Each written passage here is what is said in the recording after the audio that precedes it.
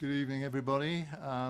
Welcome to the Scrutiny Committee meeting on the 20th of November. My name's Councillor David Potter. I'm the current chair of the committee. Just a few announcements before I start. We've got the fire evacuation procedures to consider. There are no fire alarms scheduled for this evening. Therefore, if the fire alarm sounds, please evacuate the building immediately. The fire exit is located at the rear of this room. Go down the stairs and meet in the War Memorial Park. Please note that this meeting is being webcast live on the internet. The webcast will also be published to YouTube after the meeting. Just check with the officer for confirmation of that if necessary. And mobile phones, please can all members and public switch their phones either off or turn to silent. Thank you for that. Apologies for absence and substitutions. I've got notice that Councillor George is substituting for Councillor Miller this evening, so welcome. Councillor Bean. Councillor Robinson will be here, but he will be slightly late. Okay, thank you for that. Right.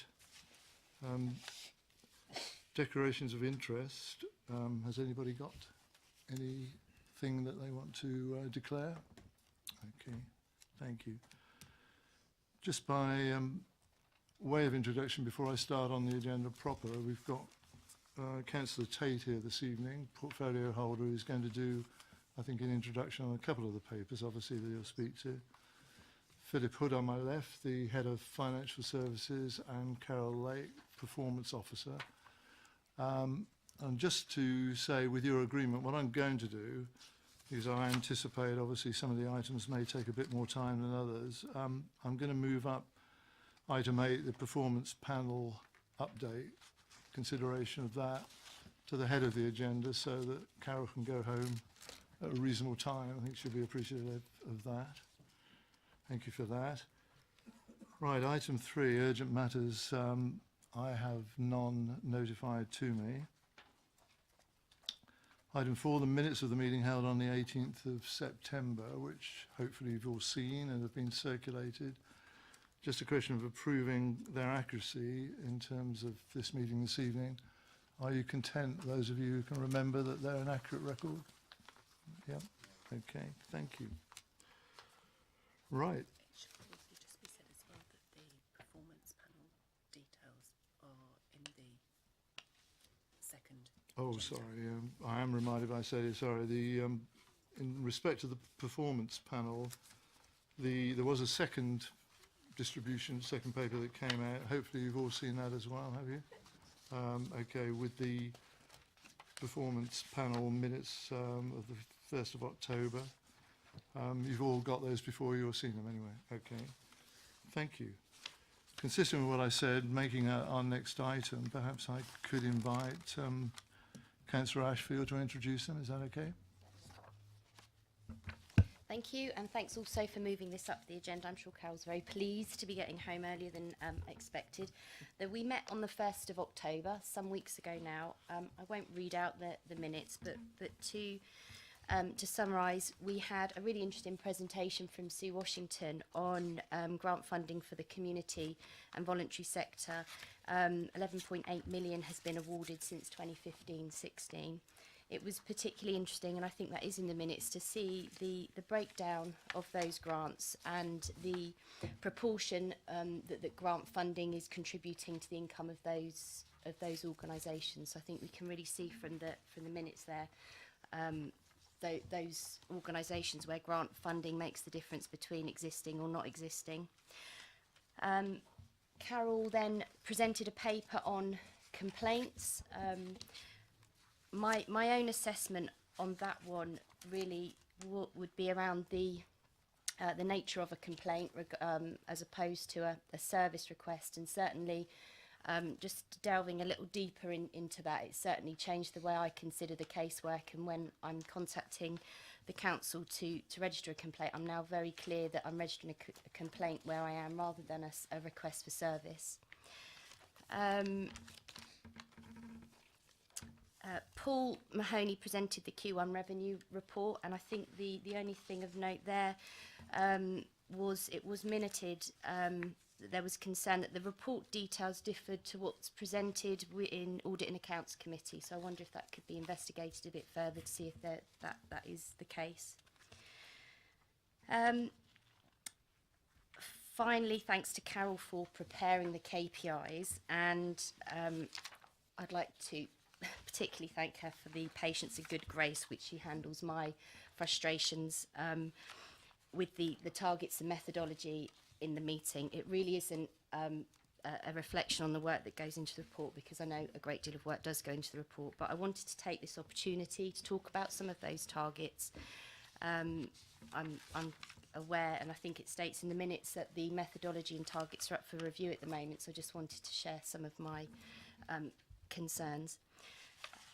Mainly it's around the fact that those targets very often are based on the completion of projects and the strategy, rather than the underlying empirical data, which very often exists, but we're not using that data to deliver the RAG, red, amber, green status. So some examples of that, I just went through the report, the last report. The first KPI is around the increased take-up of new and refurbished office space. So we get a green status on that one, and that's based on the fact that Florence building has been completed and work started on plot W. It isn't based on occupancy rates in Basingview, even though that data appears to exist. It's almost like we are inclined to give ourselves an A for effort, rather than actually looking at the strategy itself to see if it's delivering on those results. Elsewhere, there's a KPI around job creation. Instead of that, again, being based on empirical data around vacancy rates and total enterprises or total employees within the borough, we are given RAG statuses based on the strategy. So there are top of town events, employing a new marketing manager and that sort of thing, rather than the data that's underpinning it. So it's not really scrutinising whether those events are necessarily working to deliver the jobs. Elsewhere, there's data available on GCSE attainment and actual data around gross value added, but again, the RAG status is based on the status of projects. So there is one around gross value added, which we get a green status based on the fact that a report is being delivered on it, even though there is empirical data there against which compares Basingstoke against comparable towns and boroughs. There's a KPI around promoting strong communities. That's measured against the number of website visitors and attendance to many down exhibitions. I appreciate that's a difficult one to measure, but it does feel a little tenuous. Waste, I've mentioned before. There is a measure that we can see in sort of contextual data around the kilograms of waste per resident. That's not what is used to deliver the green or amber or red status. It's actually based on a quite unambitious target of 27%.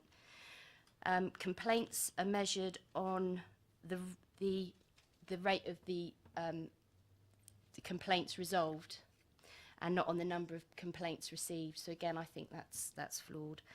I raise this at this stage because I understand that the methodology is under review at the moment, and I'd like to see those KPIs based on actual underlying data. Of course, there might be reasons why the work that the council's doing means that we don't hit those targets, but that can be explained. But at the moment, in the last meeting, we had 18 statuses, 15 were green, 3 were amber, and perhaps that's a worthy interpretation of what's going on, but it does make it extremely difficult to scrutinise. So. Okay, thank you. Thanks very much. I mean, I'll invite Carol, if that's okay, to make a comment or two on the KPIs and say, could I just check, Councillor Ashford, in terms of the first comments that you made about complaints, just to understand that properly. I mean, as a ward councillor myself and as ward councillors, if what I define as a complaint comes to us through a resident, and we pursue that on her or his account. And oftentimes we do an email or something of that sort to an officer of the council, and hopefully that's resolved. What has started out as a complaint just isn't registered unless we've gone through the call centre. Is that right? I think more so than just going through the call centre, but you have to be quite clear that you're registering a complaint. I think otherwise, and actually not every call is to register a complaint. So I'm not saying every time I phone in now I'm registering a complaint, but where, for instance, a resident had their bin missed on numerous occasions, I was very clear on my latest phone call to the council to say that I was registering a complaint and asked for it to be recorded. So I think there just has to be more effort. I think as councillors, we try to find the quickest way to resolve an issue, and often that's contacting an officer, phoning an officer, emailing an officer, and we get some good results from that. But I don't always think that the complaint is actually recorded in that instance. Thank you for that. Carol, on the other matter relating to data, the KPIs, are you able to help at all in terms of? Thank you. So just to answer sort of in general terms, perhaps, rather than going to specifics, we've obviously got quite a long history of how the complaints, how the current set of measurements have been pulled together. Rather than reliving all that, what we're looking at the moment is to understand what we're trying to achieve as an organisation, and then trying to identify some clear, smart targets that we can register ourselves against and track against. One point that I would make is that our focus has been in more recent years on measurements that we have direct influence and control over, rather than areas that reflect the borough, which is why some of the things that you've mentioned are contextual information rather than targetable measurements. But that's the piece of work that we're looking at now, and hope to have something in place for the beginning of the new year. That answers your question. Thank you. Did you want to come back? Yeah, I think without sort of repeating myself, I think it's a case where we're not actually scrutinising the strategy. We're just measuring ourselves on we've chosen a strategy, and the green, amber, red status is indicating whether or not the project is on target, not actually scrutinising whether or not the project itself is delivering those desired outcomes. I'm not saying it's going to be an easy task, but I think we need to just put some more effort into delivering something that's that allows us to scrutinise it a bit better. Thank you. So, I mean, that review will look at that element of KPIs in terms of whether they can be more outcome orientated. I mean, this is part of the brief that you've got, I guess, isn't it? Yeah. Yes, very much so. We're trying to get some more meaningful, more specific measurements that we can target. And I understand Councillor Ashfield's point, and we are looking to try and address some of those concerns, and provide more meaningful, more widespread, perhaps, set of performance measurements. Okay, thank you, Carol. Has anybody else got any comments they want to make in the context of the performance review minutes that we've got before us? Or okay, I mean, picking up on the points that Councillor Ashfield has raised, I think they've been noted, and obviously it's before us tonight just to be noted as a set of minutes, but we'll pick up on those two areas. Okay, thank you. Thank you, Carol. You can go.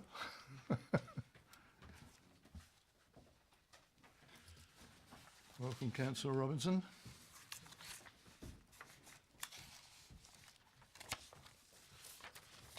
We're going to move on to the item 5, which is the medium-term financial forecast and budget strategy. And Councillor Tate, I think, is going to give us an intro on that.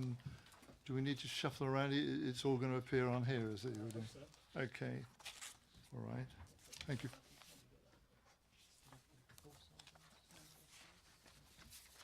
I should say, just before we start, I do beg your pardon, there are a number of visiting councillors who are sat in front of me who will be speaking on a number of the items in front of us tonight. And I've got, just looking down the list, just to check it out, I've got Councillor Harvey, Councillor McCormack, who are going to be speaking on the forecast and budget strategy.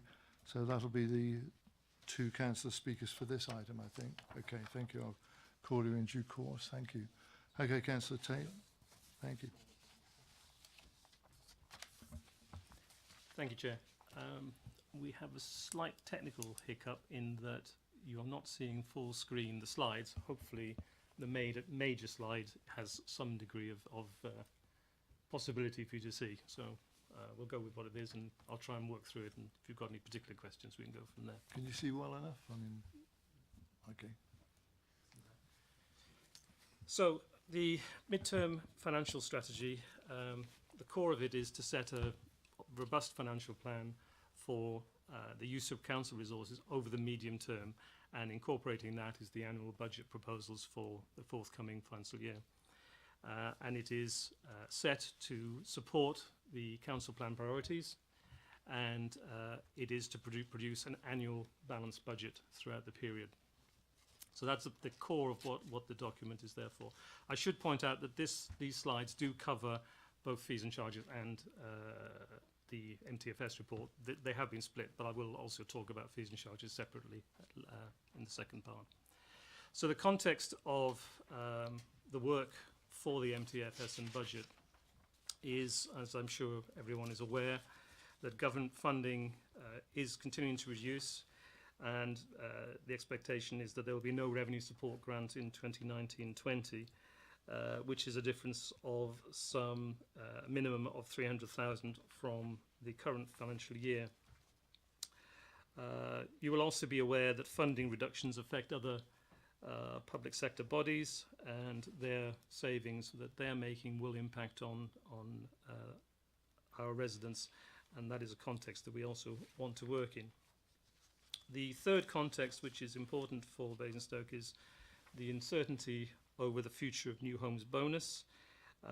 It isn't confirmed currently what the 4-year plan will be for New Homes Bonus, and therefore we are taking a secured approach to only using what funds are currently in our settlement for New Homes Bonus, and not those which we might like or wish to see in the future. There is uncertainty, again, you may be aware, over the future business rates retention and a fair funding review. As you may be aware, there is a trial which is currently in consultation, which may deliver increased business rates to the borough, but currently, as I say, it's in consultation, so we can only work with what we have and not with what we might like or what we have put into our response to the consultation. You will also know that interest rates remain very low by historical, but yet the demands for services continue to grow, which is a fairly well-known situation. One of the things I would say is that whilst we have historically low interest rates, the Treasury management has moved from cash-based investment to property-based investment over the last couple of years, which has helped us to maintain the value of our investments and provide us with continuing resources. So whilst we see these interest rates very low, we are able in some ways to mitigate them within our budgeting. And the fundamental context, as we all know, inflation, just to do the same costs more. That's without any increase or change. So it is a difficult position. We are building an MTFS on what we know, not what we might like to see, not what is out there in the media as discussion. It is based on the pretty practical, this is what we know, this is what we control, and this is what the budget is. So the Cabinet's budget approach to this year are a continuation and extension of the currently agreed council strategy. And very simply, to continue to provide high quality services with better value. We want to continue to invest the proceeds of growth into the community for economic and community benefits. We want to continue to have one of the lowest levels of council tax, both in the county and also nationally. And whilst obviously this budget projects into next year, our expectation is that we will maintain our position, which is of 2018, which is 7th in the UK in terms of the lowest level of council tax, and 7th in terms of the amount per head spent on residents. taking a medium to long-term view of financial planning is very much the core of how we are developing our financial planning. It is to maintain a robust performance with a high degree of security, but maintaining the stability. That is the key. At the same time is making this sustainable, so that what we are doing is investing and delivering on what we control, and we're not, as many councils are, so if not totally at the whim of what is happening out there in the marketplace. And to make upfront investment in major projects to help deliver the long-term vision of borough. This to me is a fundamental of our approach. You know, we are continuing to make these major investments which are way outside of many councils' ability to deliver. And within this there are a range of approaches. There are efficiency savings, there are additional and maximised investments, there are long-term risk managements to ensure stability, there are council tax increases, and there are the use of reserves. So we're taking a wide approach rather than focusing on one particular area to provide this sustainability. So looking at the key proposals for 1920, they are £5 per annum increase in council tax for Band D, which will take it up by 4.29%, or something in the region of £2.30 a week, which will raise £1.7 million by 22-23. There is new ongoing funding of 422,000, and there is a new net one-off funding of 1.19 million. There is the use of reserves for one-off and time-limited pressures. We're also forecasting and looking for savings, efficiency savings and budget reductions of 749,000 in 1920, rising to 1.149 million by 22-23. As well as looking for and projecting and delivering additional income of 579,000 in 1920, and again rising to 593,000 by 22-23.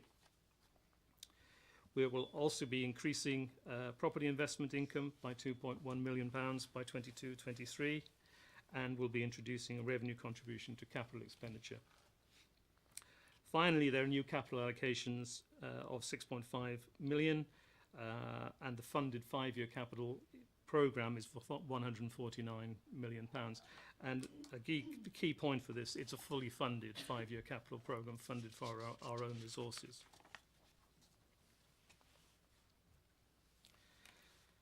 Looking at new service and project funding, we're investing in growth, £1.5 million for Basingview, and the redevelopment of that area, and also the Smart Basingstoke initiative. We continue and will continue to deliver support for the most vulnerable in the communities, with £850,000 worth of additional budget for disabled facilities grants, 1.5 million for improvements to council-owned spaces, footpaths, steps, play areas, street lighting, and 2.3 million to improvements to community buildings such as the Anvil and Haymarket. So a wide-ranging investment in the community, covering all sectors really of the responsibilities that we have as a council. You will be aware, I think, from previous council meeting that we are introducing a new discretionary council tax relief for care leavers, and we will be maintaining the current council tax support scheme. We will also be investing in new technology to improve and redesign services, to bring the council forward so that we can deliver a much more rounded and perhaps more efficient service to the residents. We're also looking to understand and deliver the digital development, not just for the internal but also externally within the council area of Basingstoke itself. And local infrastructure fund, additional £1.4 million is budgeted from New Homes Bonus Grant. This one is probably a little bit more difficult to read the detail on, but I think the critical point, I think, from this is that you're looking here at the budgetary strategy proposals in terms of how they mix, and my point really is that within that pie chart you can see that there is no particular single dominant area. It's a representation of what the various areas of increases or property income or additional income, so that we're not, the point is really that we're not relying on one single element of that pie chart to deliver. It is a mix across the whole of our resources. So finally, the budget strategy will now go out for consultation, starting with yourselves this evening through till January the 2nd, and obviously I'll be interested in any comments or proposals we can listen to. And the consultation moves to finalising at Cabinet on the 5th of February, and obviously the final decision on both budget and MTFS will be made by Council at the end of February. So hopefully that provides you a little bit of lead-in to the budget and MTFS, and obviously at some stage you will have some questions, I'm sure. Thank you, Councillor Tate. I think what I'll do is invite our visiting councillors to make their contributions now, and then for committee discussion, committee questions to the portfolio holder, and perhaps Philip as well, obviously, you know, see how it goes, okay? Can I invite Councillor Harvey first, please? Welcome. I think you probably heard, I mean, Councillor Tate was saying he'll, although there was elements in there of the two papers, we'll come back to the fees and charges one in due course, and further contributions on that paper anyway. Okay, there's a 4-minute time limit, and I'll warn you, I think, if I can, when it's a minute to go. Okay. No worries, hopefully I won't need the 4 minutes. Okay. Thank you, Chair. This is the first chance really to have a look at the budget and have an analysis of where things are going, and can I thank the officers for all their work and support in bringing the paper forward, and more importantly, not just the paper, but more importantly, the budget itself, and all the work that Philip and his team do for this authority, and I think they should be commended for that. They have always and will always, I imagine, give us tremendous service, and I'm grateful for that, so I want to put that on the record from the group, from our perspective. However, that doesn't change some of the fundamental issues here that we're facing, and Councillor Tate's alluded to them, and I think he's been very diplomatic with himself for alluding to some of the issues and the stresses and the strains that this authority is facing, let alone others. The cuts agenda is still there. Austerity is not over by any stretch of the imagination. We no longer have our revenue support grant because the government have completely taken it away. Therefore, we are reliant completely on what we do and how we interact, not just with the government's grants, such as the new business rate process, which we still have an awful lot of questions over, and which still raise an awful lot of issues that require resolving, as the leader alluded to at Council, that underpin some of the assumptions inside this budget. So I think a paper coming forward on that basis was agreed, or was agreed to, and I look forward to that, because I think we'd like to have a really good scrutiny of what is proposed and what county are up to. For example, their growth fund, where some resources may well be taken from us to pay for other things across the county. Now, if that's part of the proposals, we would like to challenge that, and we would like to scrutinise the decision-making processes in that regard. To our budget, the efficiencies agenda is worrying. The amount of money that the business units of this authority are going to have to look to save are significant. And in this budget, we are now cutting into the bone of this authority. We have gone past cuts of efficiencies that don't have effect on services. And I want to put on record the Labour Group's serious concern that we are seeing a reduction in funding to front-line services. The administration can wax as lyrical as you like that you're not cutting front line, but you're using commuted sums to offset budgets that are being cut, for example in grounds maintenance and street care, that are having a direct impact on the quality of services delivered to our residents. That is not the way to go. That is not how commuted sums should be used, to offset budget cuts, simply to keep the budget stand still, while we are also cutting staff. Staff are no longer at the rates and levels they were when services were delivered only a few years ago. So there are serious issues of efficiencies affecting frontline services. I'd also want to put on record the concerns we've got, and these are shared by the Audit and Accounts Committee, of the direction of travel of the management of our assets in this council, that underpin a significant amount of this budget. The way we are going about the management and the security of our assets is a deep concern. The way we are interacting with those tenants, those leaseholders, those investors, I think is a serious concern. The amount of money we are spending on consultants to come into this authority as opposed to our staff, not having the in-house expertise, is a serious concern. That consultant spend is going up significantly to bring advice into this authority of how to manage our finances. Technology is not going to solve these problems. Simply saying you're offering £2 million of the reserve for technology to wave its magic wand and solve these issues, it's not going to happen. It hasn't happened for years. This authority has invested in technology that we haven't used for years. So it's good on paper. It's very much more difficult to deliver it, and we haven't delivered it to date. And so putting your eggs in that basket is a concern, and it would need to be looked at in a much better way than it currently is, and simply having a cabinet member for it isn't going to do it. And finally, and I will end on this, we are yet to see a single penny spent on a single house, a single residential investment, any affordable housing by this authority. We have heard it year on year on year from cabinet members, and not a single penny has been spent by this authority on any housing for local residents, despite promises being made. And it's one that needs to be honoured and kept. It's not your bag, Councillor Tate, I appreciate that, it's another cabinet member's, but you're the one here tonight defending that, and you haven't spent a penny, not a single affordable house. Thank you, Councillor Harvey. I'm sure there'll be comments and questions arising from that, but we'll save them up and deal with that as a committee in a minute. Councillor McCormack, please. Welcome.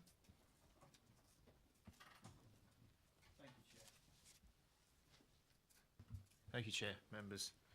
So Paul's said quite a lot. I did have a question on the zero revenue support grant by 2020, which is concerning but not a big surprise. I have heard reports that some councils are looking at negative revenue support grant in future years. I just wanted an assurance that we weren't anticipating that in Basingstoke and Dean.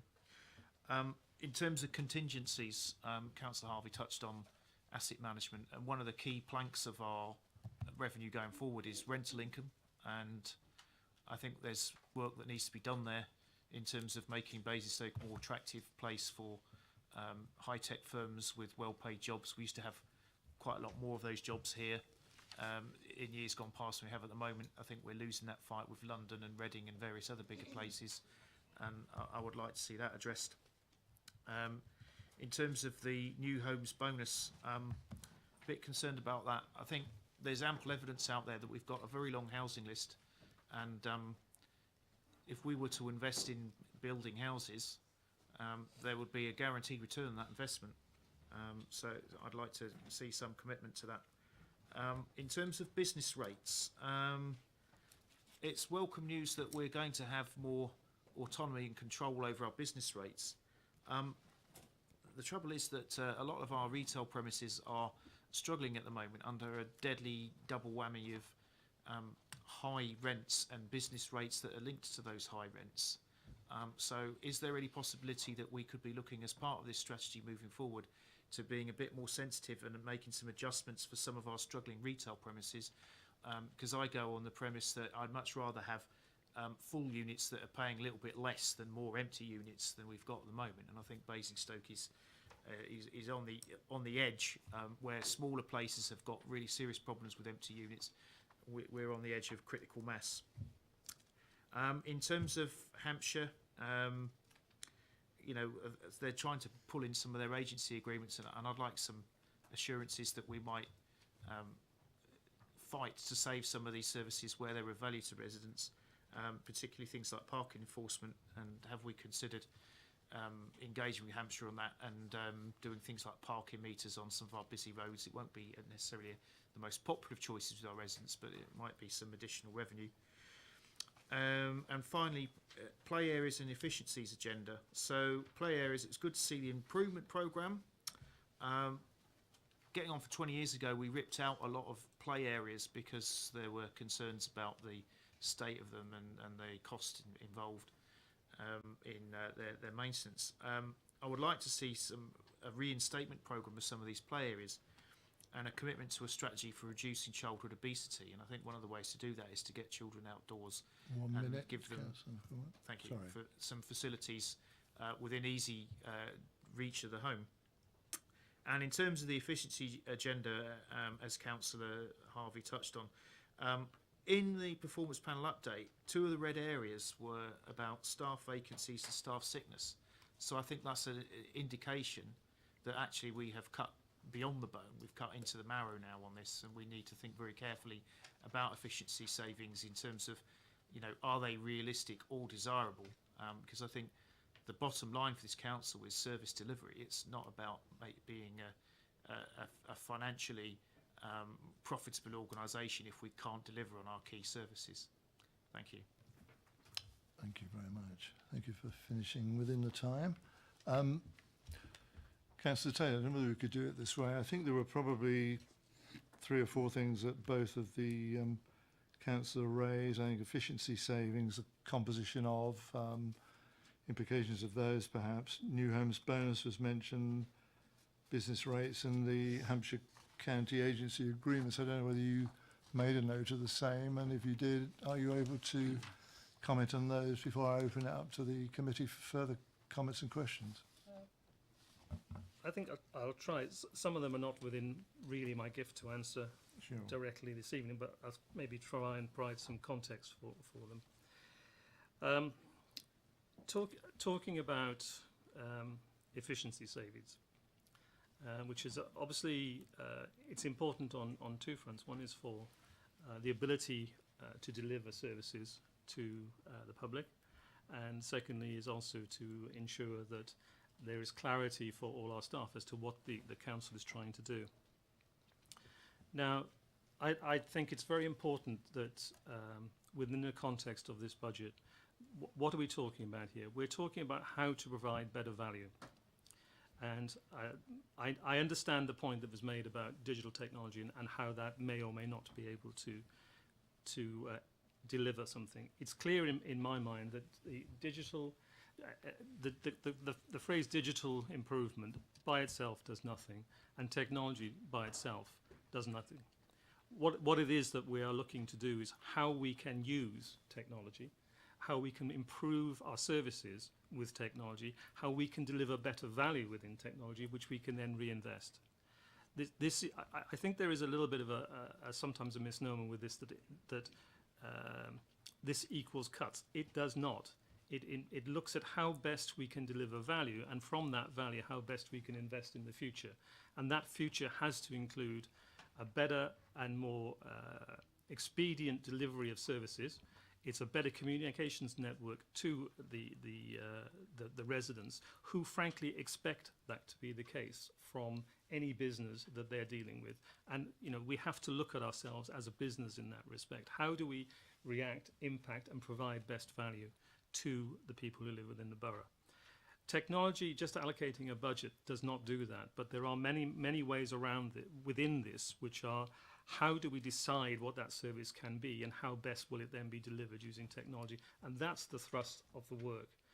It is not saying how do we cut something using digital technology. Absolutely not. It's how do we provide better value to the residents.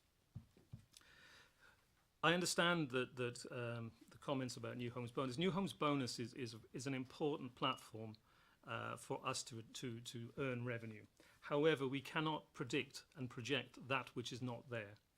And from that point of view, we would like to have assumptions that New Homes Bonus will increase, increase, or be the same, or what will it be? We just don't know at this particular stage. It is clear that this council is delivering housing within its planning. What that will really earn for us currently is not clear. And until that clarity is available to us, then we will be unwise to include just continuing with the status quo, because whichever way you go about it, I don't believe the status quo will be continued with New Homes Bonus.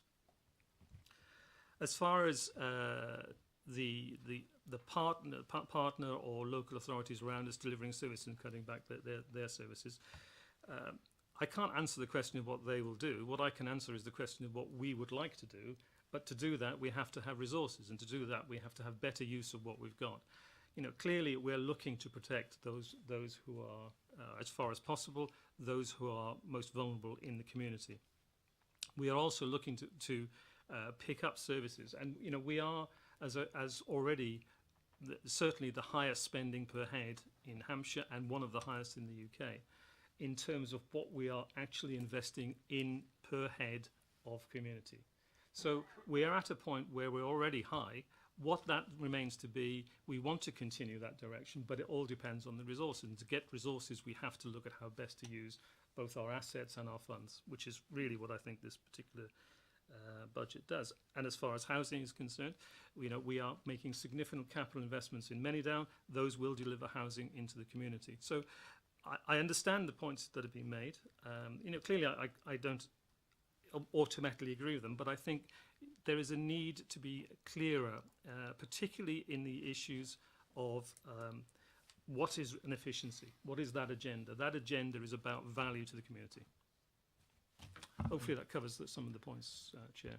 Thank you. I mean, there may be others. I think if I open up the conversation with the committee, either with you direct in terms of questions, or if committee members have got questions more generally on the paper that's before us, or whether they just want to make their own observations about the strategy that you've presented. Can I look around the room? Are there colleagues who want to make a contribution? See Councillor Cousins' hand go up. Make a note of that. Thank you. Thank you, Chair. I'll kick us off for a start at 10. Thank you, portfolio holder and officers as well, for compiling this report for us. Can I, first of all, draw our attention to page 16 and section 3.5, please, where it talks about the council plan, where it rates that the key themes are preparing for sustainable growth, improving residents' quality of life and supporting those that need it. I suppose my opening gambit is to the portfolio holder, which in your opinion is the most important?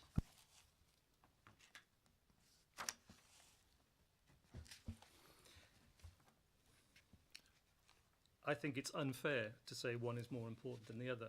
They all work together to provide a better community. So I'm not prepared to say one is more important than the other. I don't believe it is. The purpose of a budget and purpose of planning is to provide a well-rounded support to a well-rounded plan. So it goes without saying, ranking it has no value to me. Come back, Councillor Cousins. But I'd like to move on to a different question, if I may, unless you want me to give way and let others. I've got a series of questions. They sort of jump around the paper. Are you happy for me to do that? Yeah, that's fine. I think I haven't Okay. seen. Thank you. Councillor Tilbury, I think, wants to speak in a minute, but that's the only other. No problem. contribution. Okay, then moving on to page 20 and paragraph 6.4.3, where it talks about the uncertainties around Brexit. Now, I appreciate that it is very uncertain, but could you perhaps enlighten us in terms of, have we received any advice on what could happen or what may happen, depending on the varying scenarios that could occur? I mean, especially now that we've had the draft withdrawal agreement come through, have we sort of received any information on what that might do to the medium-term financial strategy?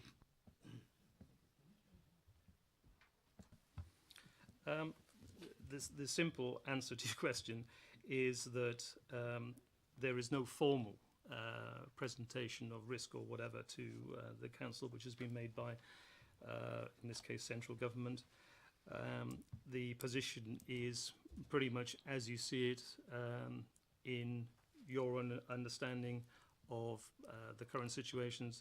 So from that point of view, the only other issues we can look at are those which would be provided in terms of any movement within interest rates, or in any future changes which we're advised of, which might be as a result of any discussions. But as far as I'm concerned, we are working within the grounds of our known financial planning, and that at some stage within the discounting of whatever exit operation there is will already be in the marketplace. But specifically, no, is the answer to that.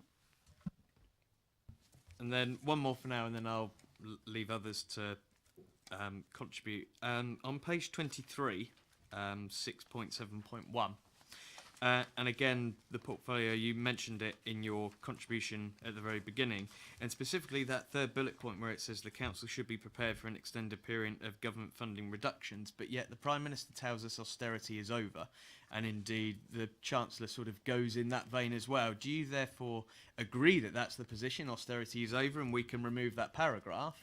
Or do you disagree with her, and actually we're in a, we as a local authority, along with all the other local authorities, are in a bit of a pickle, and her statement means nothing at all? What I think privately about whether austerity is here now, today, the future is my own personal view. From the point of view of this paper, what we're dealing with is what we see as being the government's position based on what we know. And that's not taking a value judgment about anything. It just says, what do we see? And there is no doubt, and we should be continuing, whether you say that austerity is here, now, gone, whatever. For me, the importance is how do we provide best value? Not in the context of any macroeconomic issue. It's about how do we, within this borough, provide better value to our residents. And that's about looking to seek cost reductions where appropriate, generating revenue where appropriate, reinvesting where appropriate, so that we can deliver those services. And that's not an issue about austerity, that's just good management. Okay, thank you, Councillor Cousins. You can come back in a minute if you want to anyway, but Councillor Tilbury? Thank you, Chair. Yeah, I think the point Councillor Harvey made, which I think wasn't dealt with, is regard to the use of commuted sums for grounds management. I mean, that does seem a bit odd to me, because I mean, we've always been told with Section 106 money, it's sort of specific very often to a site and to very narrow areas, and you can't just sort of raid it to use it elsewhere. You know, it can be sort of used. It's quite legally tied up. If you look at the legal agreements, they tend to be quite well tied up. And the other thing, it does seem odd because we're also talking about most new estates, and of course, as we're finding all the time now on new estates, we're not getting commuted sums because they're managing them themselves on the basis, as we found when we had the panel that looked at it, that they're saying your charges are far too high, so we're not going to pay them. So we're going to manage it ourselves, or which really means we're going to dump it on the unfortunate residents, let them pay for it and deal with the long-term consequences. But I mean, could someone sort of clarify that? Because it does seem, you know, I could see someone like the grounds maintenance are possibly covered by commuted sums, but not street cleaning. That's done out of our other budget. So that's the first question. Are you able? Sorry, I know Philip's looking at something at the moment. That's all right. I mean, take your time. I mean, would the principle be something you could answer first of all? I'm just wondering whether, yeah.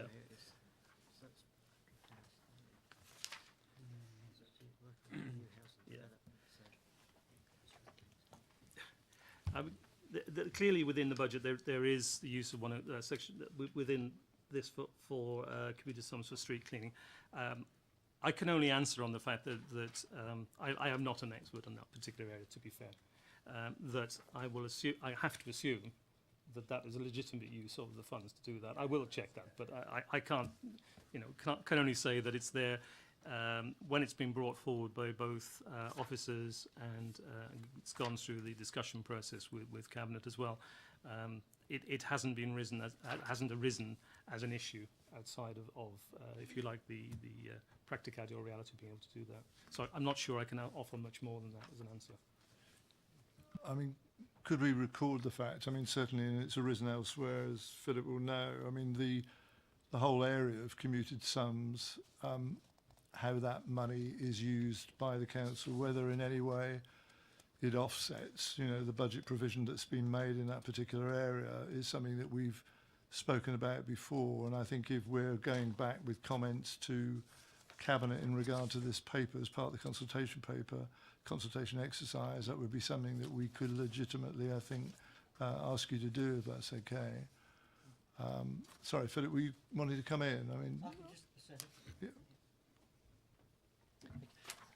I was just going to probably explain the background to this. So obviously the council receives from developers, as new housing developments go in, a lump sum, which is effectively pays for the cost of maintaining those areas over, I think it's a 20-25 year period. Historically, we haven't taken much of the money that's been funded into our revenue account to pay for the services. We've used the interest that we earn from that funding to help give us a long-term source of income to help cover our costs. What we did last year was, I think we included about £50,000 a year use of some of that lump sum to pay for ongoing costs that we have. That's what it was designed for originally. And this year we're taking another £100,000 from those lump sums. So it is a sustainable amount. We're taking £100,000 a year out of that.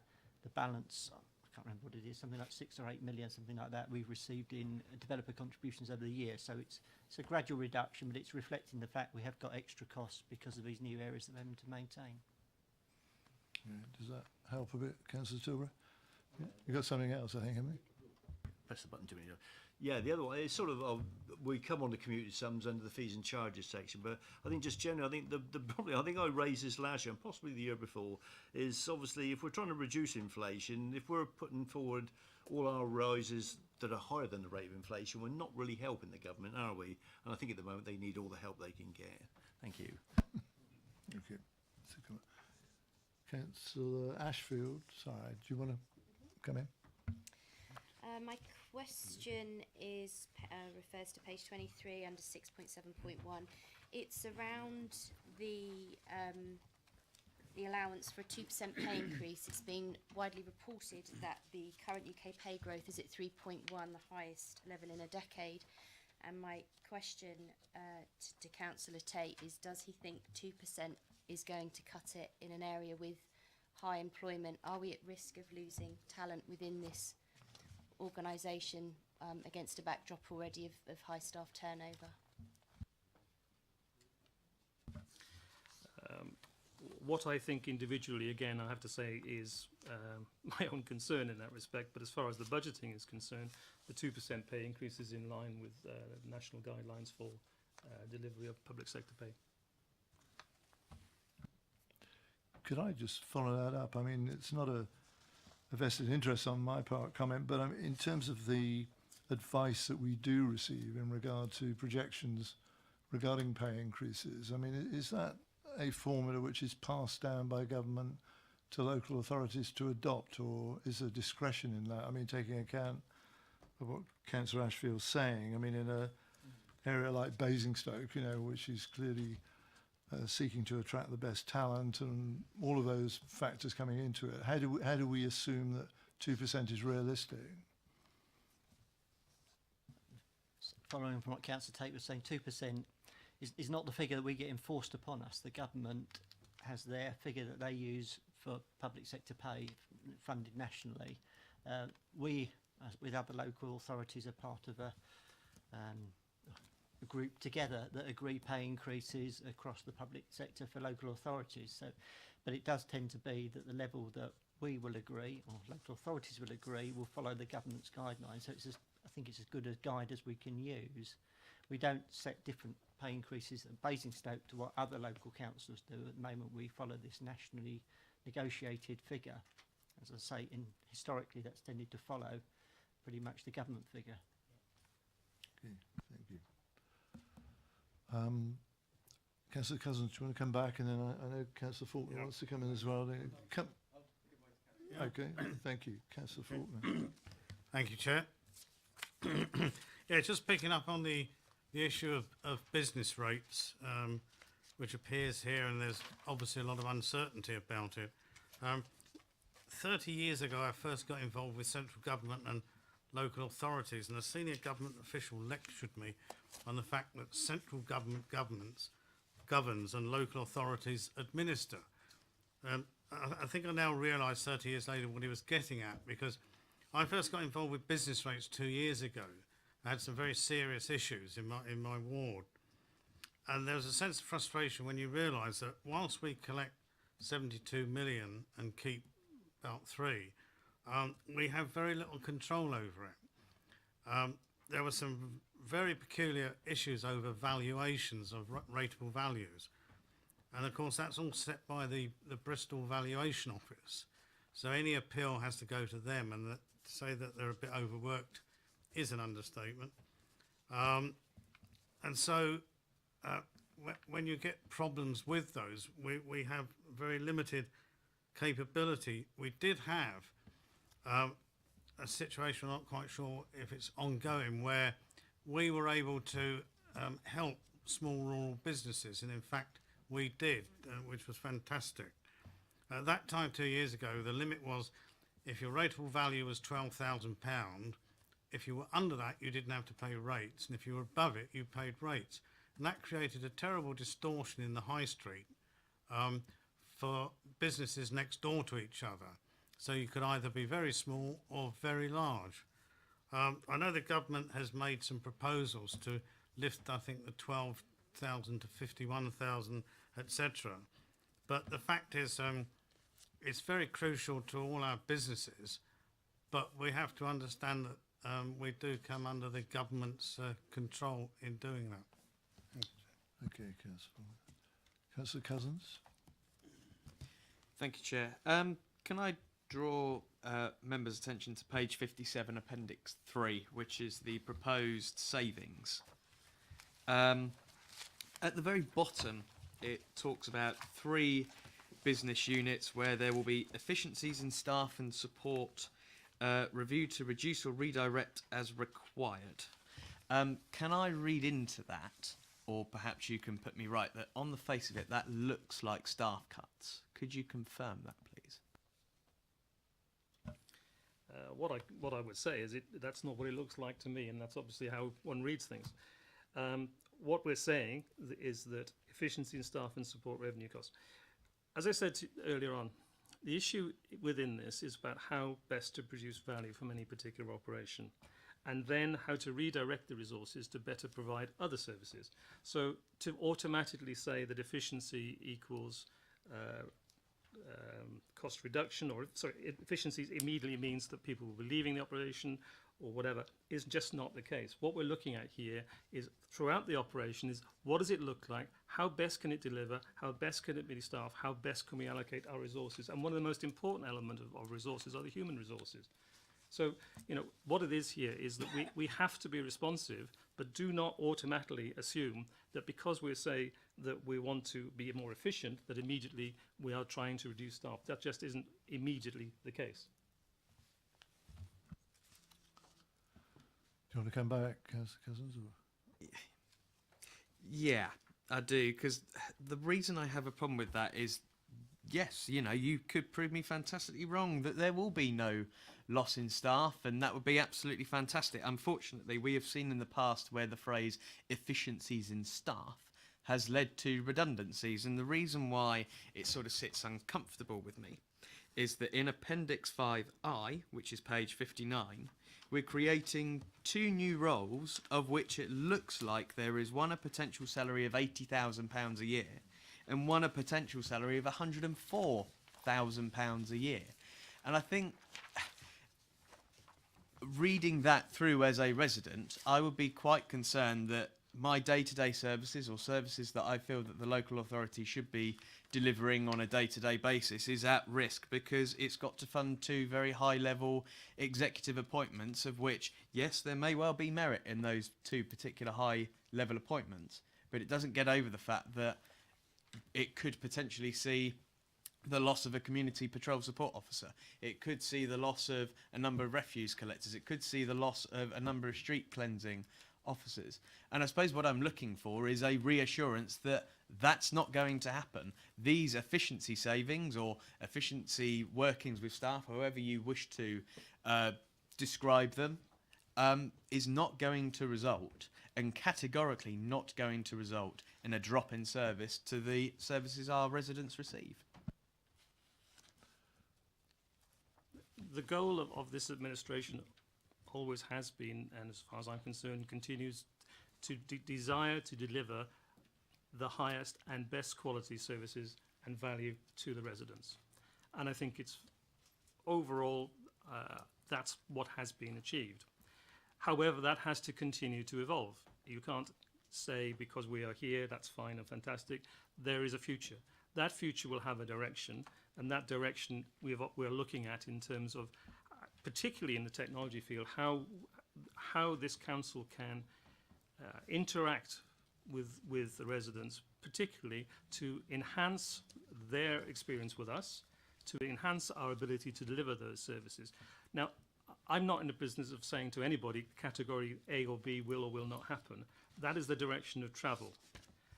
I don't believe it would be fair to say this will be what it will look like and there will be, let's say, 36 people doing this in 3 years' time. I have no idea. But what I can tell you is what the direction and the strategy is. And within that, it doesn't automatically a given that immediately, because we're looking for better value and better ways of delivering, that automatically that people leave the operation. That just isn't a given. Could I just check. I mean, I know Councillor Cousins has raised it, but I mean, in regard to the particular post that's been highlighted, Leisure Park Regeneration Manager, does that post currently exist? And is it actually occupied at the present time?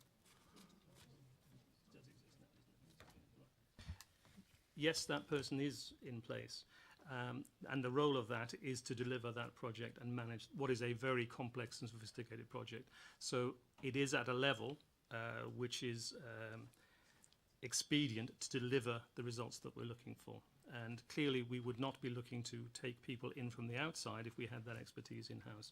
And that's true of a number of areas. So, you know, I think a point was made earlier on about the consultancy. What we have here is a very sophisticated operation which has high demands on the officers and to deliver the results that everybody wants. To do that, we have to have high quality people. Sometimes we don't have them and we have to obtain them. And secondly, that sometimes we have to ask for expertise from outside, which this council would not ever have in its portfolio of people. And that degree of expertise, I'm afraid, you have to charge for.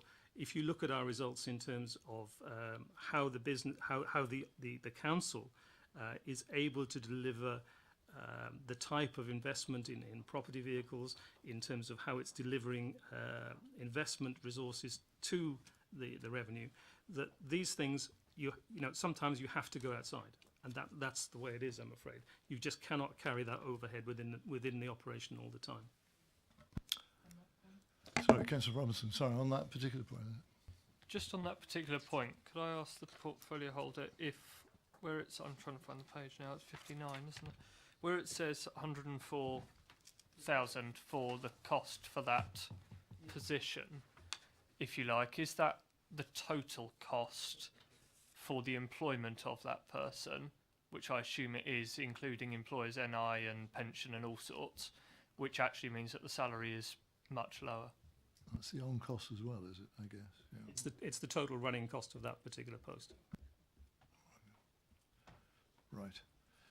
Looking around the table, can I invite questions, comments from other members of the committee if you have any? It's not compulsory, by the way, but Councillor Robinson. A couple. We'll wind back to page 57 for the minute. Top line, proposed ongoing savings proposals on Basingstoke and Dean today. Review frequency of producing B&D today from 3 to 2 per year and cease producing the summer edition. That sounds awfully to me like reducing from 4 to 2, not 3 to 2. That's true. Or is it a language point where it doesn't mean and cease producing the summer edition, it means by not producing the summer edition? I think it's a by as opposed to an and. It's a linguistics. I can which see says hands it's straight going to up. do by. Sorry, Graham, do you want to clarify that? So, Via the back of the room, I can confirm it's a language thing, and it's a reduction from 3 to 2, being the summer edition. okay, thank you. Thank you, Sarah. Councillor Robinson. I thought I'd check. On page 28, we have the supporting those who need it. In table 5, the bottom line, supporting those that need it. And I'm just looking at that and it's saying 0, 0, 0, 850, 850, if you take it across the years. I assume that is related to the disabled facilities grants. Why are we only anticipating that will kick in 4 or 5 years' time? Is it not possible to get that sooner? Or? That's an extension of the current programme. So this is about budget proposals, not the currently in place. So the proposal is extending the current by adding another 850,000. Right, okay, so that doesn't include what we're already putting into it. Fine. Page 16, 17, sorry, I'm doing this backwards, Chairman. It is logical, it's just reverse logical. Page 16, 17, page 4.2 and 4.5, we've got achieving the council plan requires significant upfront investment, and then a list of things which I wholeheartedly agree with. But one of those points is including meeting the council's commitment to 40% affordable. As we have that as a policy, in what context do we mean what we say there? Do we mean that us providing the 40% affordable on the land that we own and have the option over will cost us money, in which case I agree. Does that mean including meeting the council's commitment to providing 40% affordable because developers aren't paying for it on their own, in which case I disagree? Can you just go back to your first point? Yeah, so it says in here that one of the things that we will need to invest in is delivering the council's commitment to 40% affordable housing, which I agree with, but does that mean that we're committing out, because it particularly references many down in 4.5, does that mean that it's going to cost us money to deliver our 40%, our proportion of the 40% on many down, in which case I agree? Or does it mean that on many down and in other developments we're having to subsidise developers because they're not putting in the money themselves? It's point one, your first point. Thank you. It's worth saying. I mean that particular clause as well relates to the document we have in front of us, which takes us only to 2023 anyway. Does it? Is that right? That's the bit. Yeah. I mean, I'm with Councillor Robinson on that. I would express some concern really about, well, just the way it's worded, if I'm honest, really. And I think, you know, amongst all the other commentary we can make on this, that might be just worth looking at again, I think, really. Thank you, Chair. I think that's exactly, we will look at that. Okay. Councillor Bean? Thank you, Chair. Can I just ask a question on page 61? So there is expenditure of 50,000 allocated for 22-23 for expenditure on essential safety works for play area, borough risk areas. But just below that, we've got general expenditure year on year for play area replacement. Why would we be seeking to replace play equipment as the priority over areas that we consider to be a risk? Unless I've misunderstood. It almost reads as though the priority is replacement of equipment as opposed to dealing with areas that are at risk. So within the two layers, the first play area, borough risk area, is essential safety works, is an extension of the programme.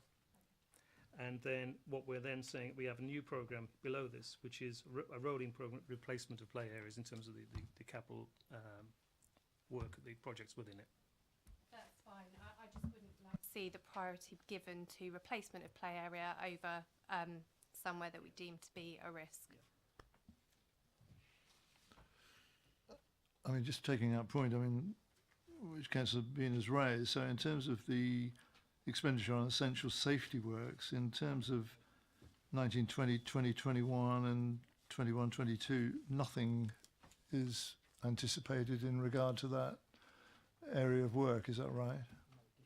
No, it's no additional from the current programme. There is a programme in place.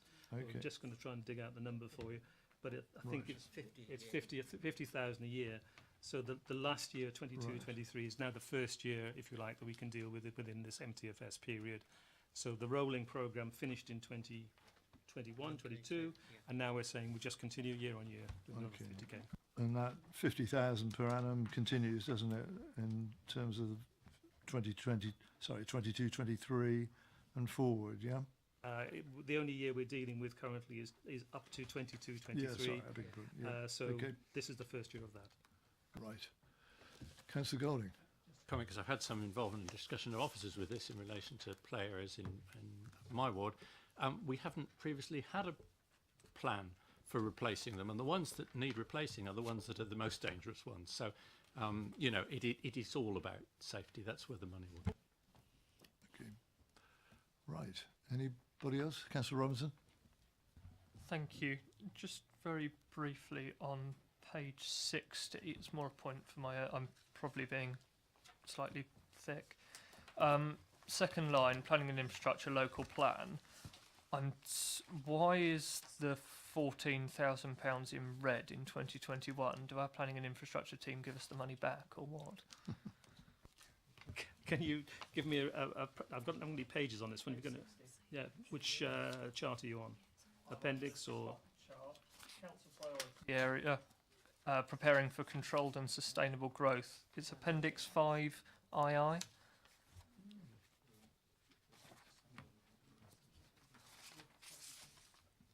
Apparently there is a saving in that current year, and that's why it comes out as a negative. It's a benefit figure. So I'm not quite sure where that comes from, but it is apparently it's a. Yes. I must admit, I don't quite understand how that works financially. I think Graham can help Not us an as well, accountant, yeah. but So the phasing of the work, and I think there's either a grant or an income that comes in during the period. So it does look like there's an upfront cost, and then there's a period in the middle where we actually make a slight surplus, and then there's a little bit of cost later on. We could probably provide a little bit of a breakdown of what that looks like, but it's the flow of the work over that period and some income against it. that makes sense if we're getting the money from externally. But thank you, it just looked a bit odd. Yeah. Okay. Right. Councillor George. Thank you, Chair. Just one little point here. On page 19, we've got a third bullet point down, a review of existing operational land and buildings, and could identify one-off capital receipts. Could I ask, is there any opportunities for raising capital that method? Is there been anything identified within the 4-year period? Sorry, but could you just re-identify what you were saying? I do beg your pardon. Yes, Was sorry. it page 19? Page 19, yes. Third bullet point down, yes. Right. Have we At got the it? top of that, 5.8, isn't it? Paragraph 5.8, third bullet point down on page 19.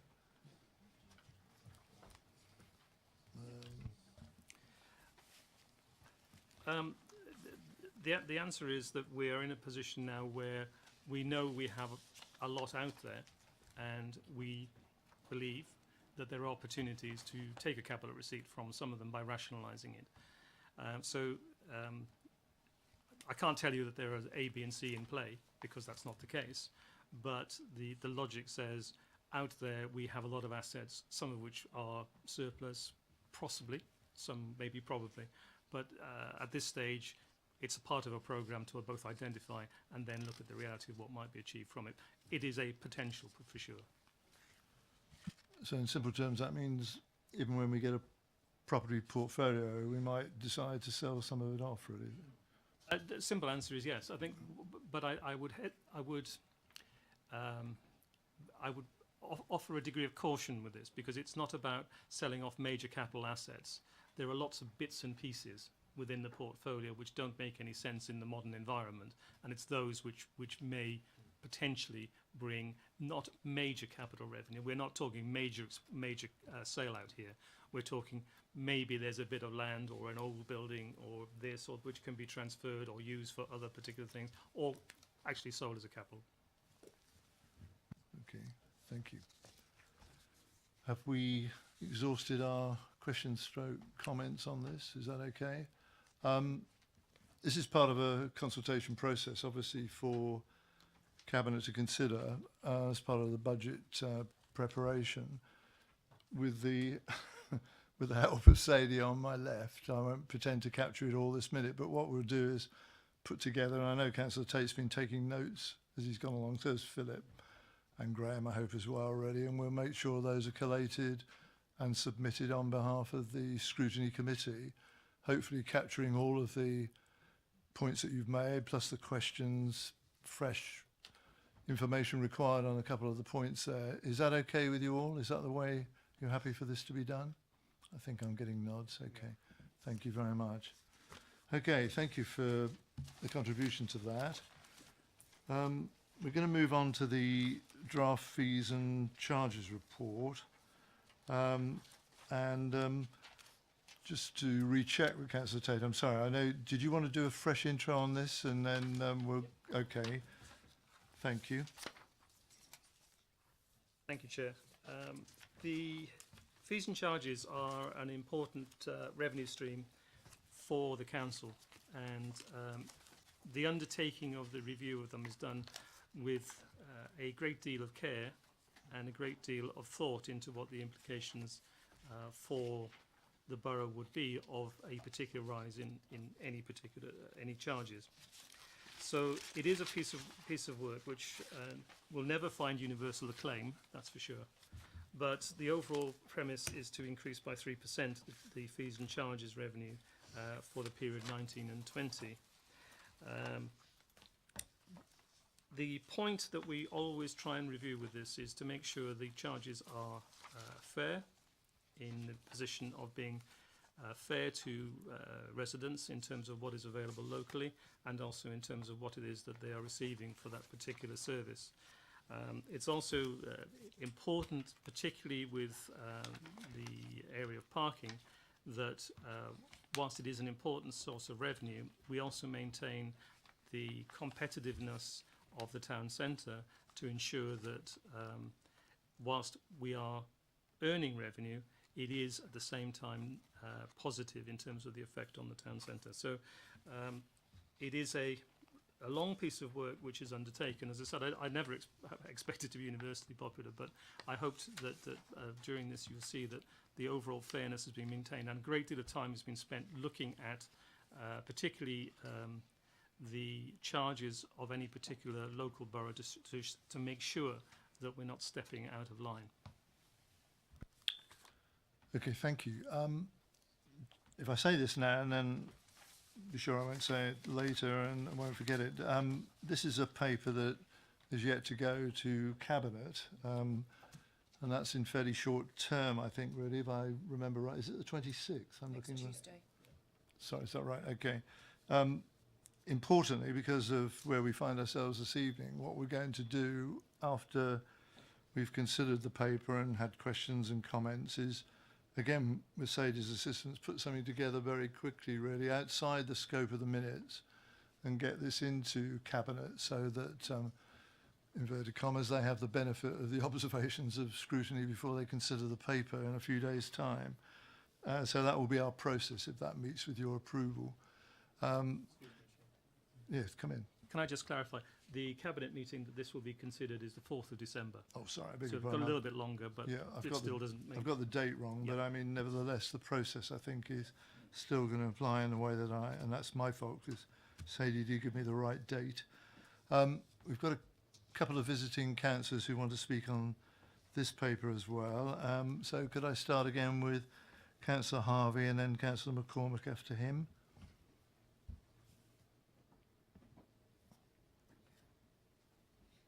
Thank you, Chair. I'm going to start by returning to the issue that was mentioned earlier of commuted sums and relationship between the figures and charges for developers.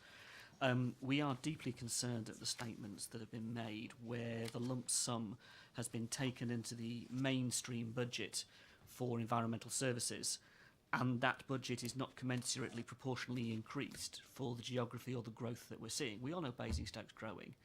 We are building houses. Those developers are giving money to this authority for that to cover those houses. It is not there to plug the hole of the budget that's there for environmental services, and that is exactly what is happening. That budget is not going up proportionally to reflect the increase in the amount of houses that are being built. It's being used to plug the hole because actually we've got fewer FTEs. We've actually got fewer staff doing the job in the first place. So that is a very serious point. Actually, it's a legal implication here. We are taking developers' money through charges to plug a budget hole, and it is not commensurately keeping pace with the growth that we see. So our teams are being stretched because they are being asked to cover far more geography than they would have been if this service was being managed properly. And that is a very serious point that requires looking at in terms of the charges, because the charges themselves have gone up dramatically in the past couple of years. And the one in this one, talking about Dragon's Teeth as just one particular example, it might be the one that got forgot from last year in terms of the wooden bollards that protect our verges, and that's an issue in itself in our wards. You might have forgotten that from last year's dramatic increases of 300 and 400% that we saw in the charges that developers were being faced with. If we want to put developers off using the borough and allocating land, this is exactly to how to go about it, which we do not want. So this is an area that needs careful investigation. The £160,000 that's going to be made on the back of the household green waste service, when it's a popular service, is a concern as well. You get a popular service, and because it's popular, you decide to make some more money out of it. You're going to raise £30,000 moving over from bags to wheelie bins, but you're looking to make an awful lot more money out of that service. And wouldn't it be a shame if, alongside of all our other recycling services, that one went pear-shaped as well? Because we've already had issues with mixed class collection, we've already had issues with all the other services and the waste services that we see in this authority. In fact, the waste contract is in a hell of a mess. And here we go again, doing it exactly to a very popular service as the garden waste, just because we want to make more money. In terms of other particular charges I draw out quickly, I would raise the issue of the centre shuttle. Now, I know quite clearly that this authority, this administration, wants to do away with the park and ride, and it has absolutely nothing to do with the new leisure park proposals. They have nothing in common with a park and ride. They want to get rid of it, so it's gone. Yet here we are, driving up the cost of that well above inflation for adults to use that as a park and ride into the town centre. Why are we driving people away from using the centre shuttle? I'd hate to suggest why we as an authority would be doing that when our partners, New River Retail, are waiting in the wings for whatever it is they're doing with the leisure park.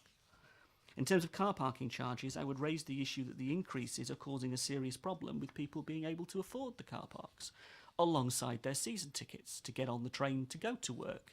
And we see in the town centre our car parks empty, not full, because people can't afford to park there. And we see the issue pushed out onto our local streets, where we see commuter parking causing no end of hassle, no end of real issues for local residents. We might want to make our money on the car parks, but the consequence of doing that is forcing people who come in from our rural communities and wind up taking our car parking on our streets rather than using the facilities because they can't afford them. And finally, Chair, I raised the issue of the burial charges. Yet again, well above inflation, over 10%.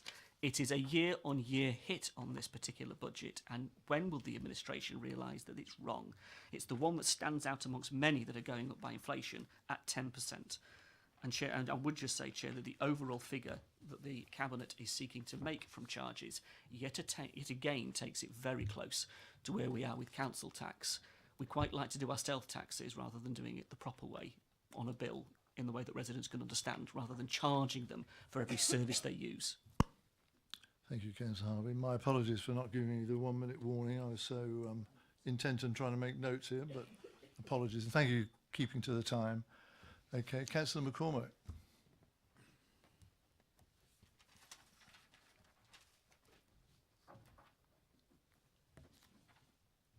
Thank you, Chair. Committee. Well, try following that. I had a couple of questions on the fees and charges and what analysis was done in relation to other councils, because it appears to me that we tend to look at what other councils are charging and use that as a reason to see what we can get away with charging. And in particular, I have some concerns over fees and charges in relation to pitch hire. As a council, we should be doing all that we can to promote recreation. We are replete with green spaces. We are very lucky in that regard. We're a new town. Older settlements aren't so lucky, don't have as much green space, and yet we seem to see it as some kind of massive opportunity for generating revenue at the expense of local sports clubs and people who want to use recreational pitches. And just to pick a few spot examples from page 81, adult football pitch hire, inclusive of VAT, proposed charge £71. Now, you're talking about maybe 22 people on that pitch and maybe 30 people in total with substitutes and the odd coach and that sort of thing. And they're having to pay that week in, week out throughout a football season. That's a lot of money, and that acts as a substantial disincentive to people getting involved in sport. Years ago, we used to have Saturday and Sunday leagues in Basingstoke, and now we don't have anywhere near as many people participating. There are other reasons for that. There are, online, other forms of entertainment, but extortionate pitch charges will act as a stern disincentive. Adult League Cup fixtures, Winklebury Stadium, £167. Rugby, ironically, when you've got 15 people per team, is only £45 to hire a rugby pitch. The cricket grass wicket, £76.85. And there's an indeterminate court at the bottom of page 1, because I've got a hole punch that's taken out of it, that's 828 quid. So I don't know who would be prepared to stump up 828 quid to hire that. I certainly would think twice about doing that. So I need to understand why we think it's acceptable that we should be charging our residents so much when we should be incentivising people to use our facilities and get active. It may not be something that we see in our budget, but we'll sure as hell see savings for the council taxpayer in terms of adult social care in later life, if they're healthy in younger life. 1 minute. And we'll certainly see savings in terms of NHS provision. And we may say, oh, it's down to the clinical provisioning group or the hospital trust or regional NHS or whatever. It's still coming out of our taxpayers' pocket, so the things are interconnected. Thank you. Thank you very much, Councillor McCormick. Well within time. Thank you for that. Whoops. Just looking to my left, Councillor Tate, do you want to pick up on the points that Councillor Harvey made, and I think Councillor McCormick, you want to deal with those first, and I'll come to the committee. Thank you. Thank you, Chair. Okay. Talking about charges, first of all, things like green waste. Yeah, it is fair to say the charges are increased, but the service is increased. So from that point of view, what does that say? Well, it says, are we providing good value? And when I look at the cost for other local authorities, we're well within the benchmark to say we are providing the right level of cost to residents. I think that the point overall, I think that needs to be understood, I think, a little bit with this, is there are a lot of issues out there where we have provided subsidies over time, which are now gradually reducing because needs have changed. The centre shuttle is heavily subsidised, and what we're doing is reducing that cost in terms of subsidy, but ensuring that in that particular case, the cost of using it plus the cost of that you'd have in terms of if you were parking in town is maintained in terms of that it's competitive.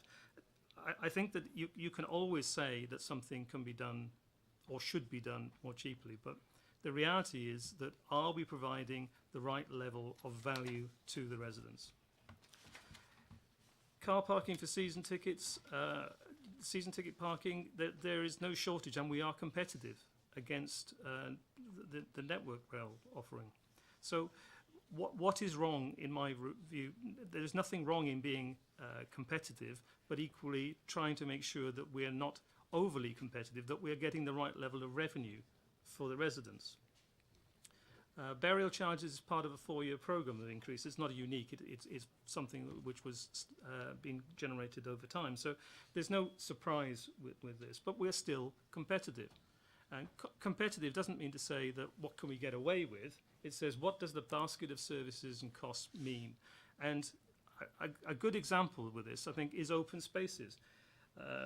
Much comment was made about, well, why is a football pitch this or whatever. At the end of the day, this council is spending £20 per head of population on open spaces, which is nearly double the nearest local authority per head of expenditure. So I don't think that we're giving a bad deal by increasing our charges, because we're reinvesting it in the community.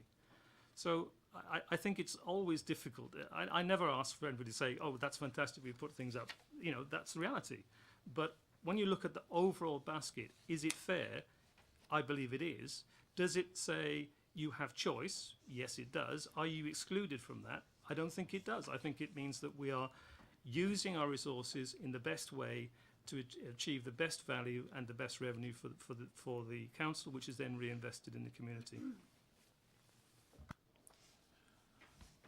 I mean, just my own observation, I understand the sort of comparative with other local authorities in some situations, really just testing the market. I mean, the one in respect to burial charges always intrigued me, really. I can't imagine there's a clamour of people in Basingstoke to be buried in Eastleigh, but you know, perhaps there is actually, perhaps I've missed it, but you know, it seems a sort of fairly strange comparative. But anyway, I'll open it up, if I may, now to comments and questions. Councillor Golding.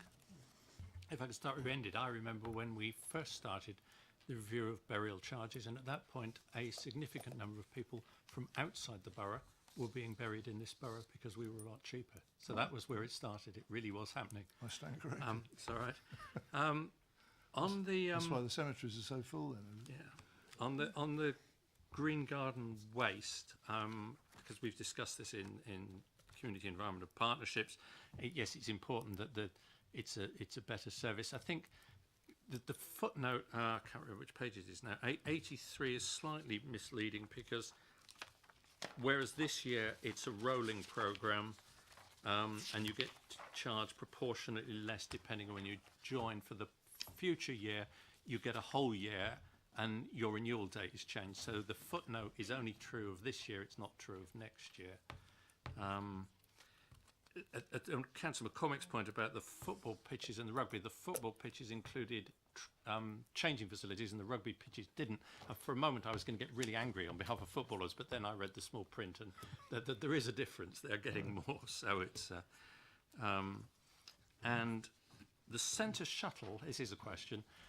My observation is that at any time after 9:30, most people using the centre shuttle have older persons discretionary passes, so they aren't paying anything, so the increase won't affect them. Will it mean that we get more back from Hampshire? So if we put it up, we just actually get more money for all those free journeys? Good question.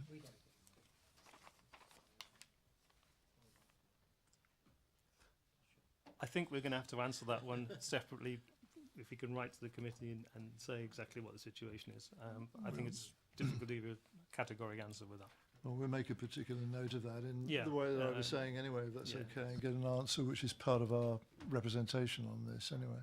Okay, thank you. I was looking around. Was it Councillor Ashfield? And then, yep, please. I go back to the previous report, really just to reference back those 3 points that were mentioned earlier about sustainable growth, improving quality of life and supporting those that need it. And then I'm drawn to, you know, we've talked about burial charges, but I'm thinking if you are environmentally inclined and you want to use the bus, or you have to bury a family member, you're going to be faced with an increase. But yet if you park illegally, you'll be paying the same as you did this year. If you are a property owner renting out your property of multiple occupancy, again, your licence fee doesn't increase. I just would like to know, particularly on those where there's no increases in fees on the HMO licence and the PCN charges, what is the methodology behind that?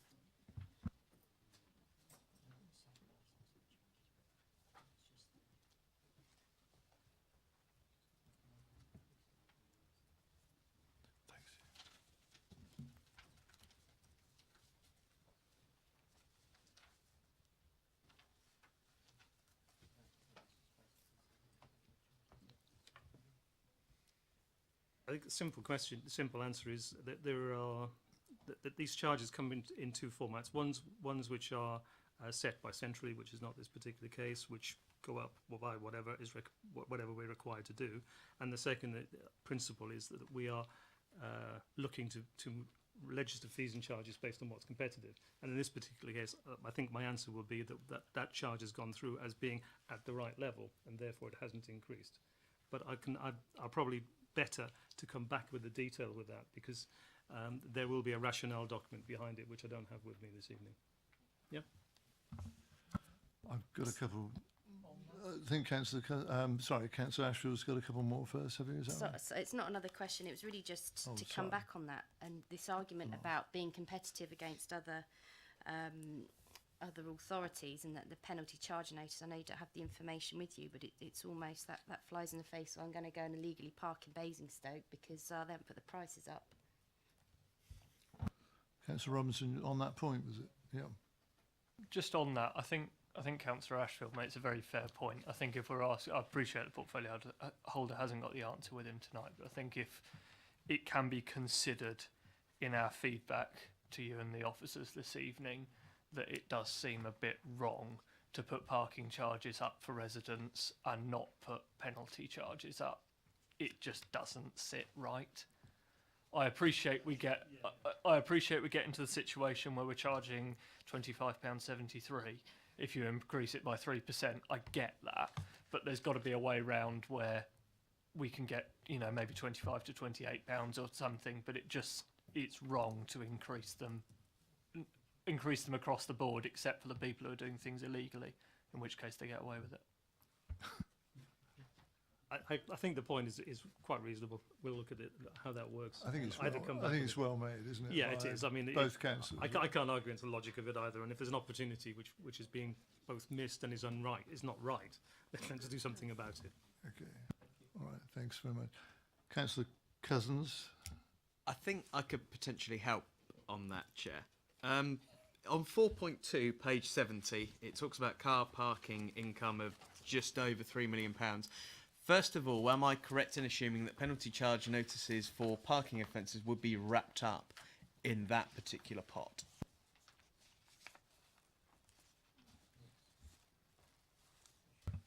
Yes, is the answer to that. So, from a Freedom of Information request carried out earlier this year, it was discovered that we here in Basingstoke and Dean refund 90% of parking charge notices because we issued them incorrectly or we got it wrong. Yes, we really did.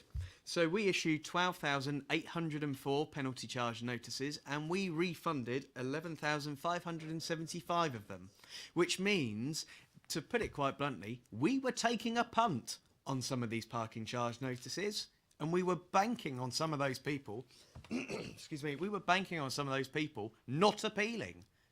And quite clearly that happened, but where they did appeal, we've gone, oh gosh, we're really sorry, we've got this wrong, here, have your money back. Can I have an assurance here, and can we here as members and residents have an assurance that that's not going to happen again? I don't know who's going to give you that, but good luck with that. I think the point you make is it's an interesting point, and it needs to be looked at. You know, from well, it is interesting because it's interesting how something goes through a system and gets picked up, which is what this is doing, which then can be dealt with. You know, if we are making mistakes, and I have to say the language of saying we're taking a punt doesn't normally apply. What often happens is that a system is not working properly or it's not being implemented properly, and then that needs to be resolved. Now, that's the point. Now, if at the end of the day, and I'm not somebody who's ever going to sit here and say, oh, let's give things away and make a punt. If we make mistakes, put it right. And at the end of the day, we should be making the right decisions on parking, which is, if there are parking penalties for the right reasons, they should be being made and charged and claimed. It's fascinating what these FOIs throw up, isn't it, really? But Councillor Cousins. And I have no qualms with, if you've parked yourself stupidly on double yellows, yes, you deserve that PCN that's coming to you. But if you've parked in the bays correctly and your ticket's still on time and everything else, and you still get a PCN, and clearly that's been happening, then we've got a problem. We've been taking a chance. People panic when they see a penalty charge notice because it does look very official. It is very intimidating in terms of the language used. And therefore, you know, that is why people feel that councils do take a punt on it, especially as local government funding is being reduced. And authorities may see parking charges and penalty charge notices as a way of propping up the coffers. Anyway, can I move on to a different subject, please? Let Councillor Tate just come back on that, and then I might have an observation myself, but I mean that first.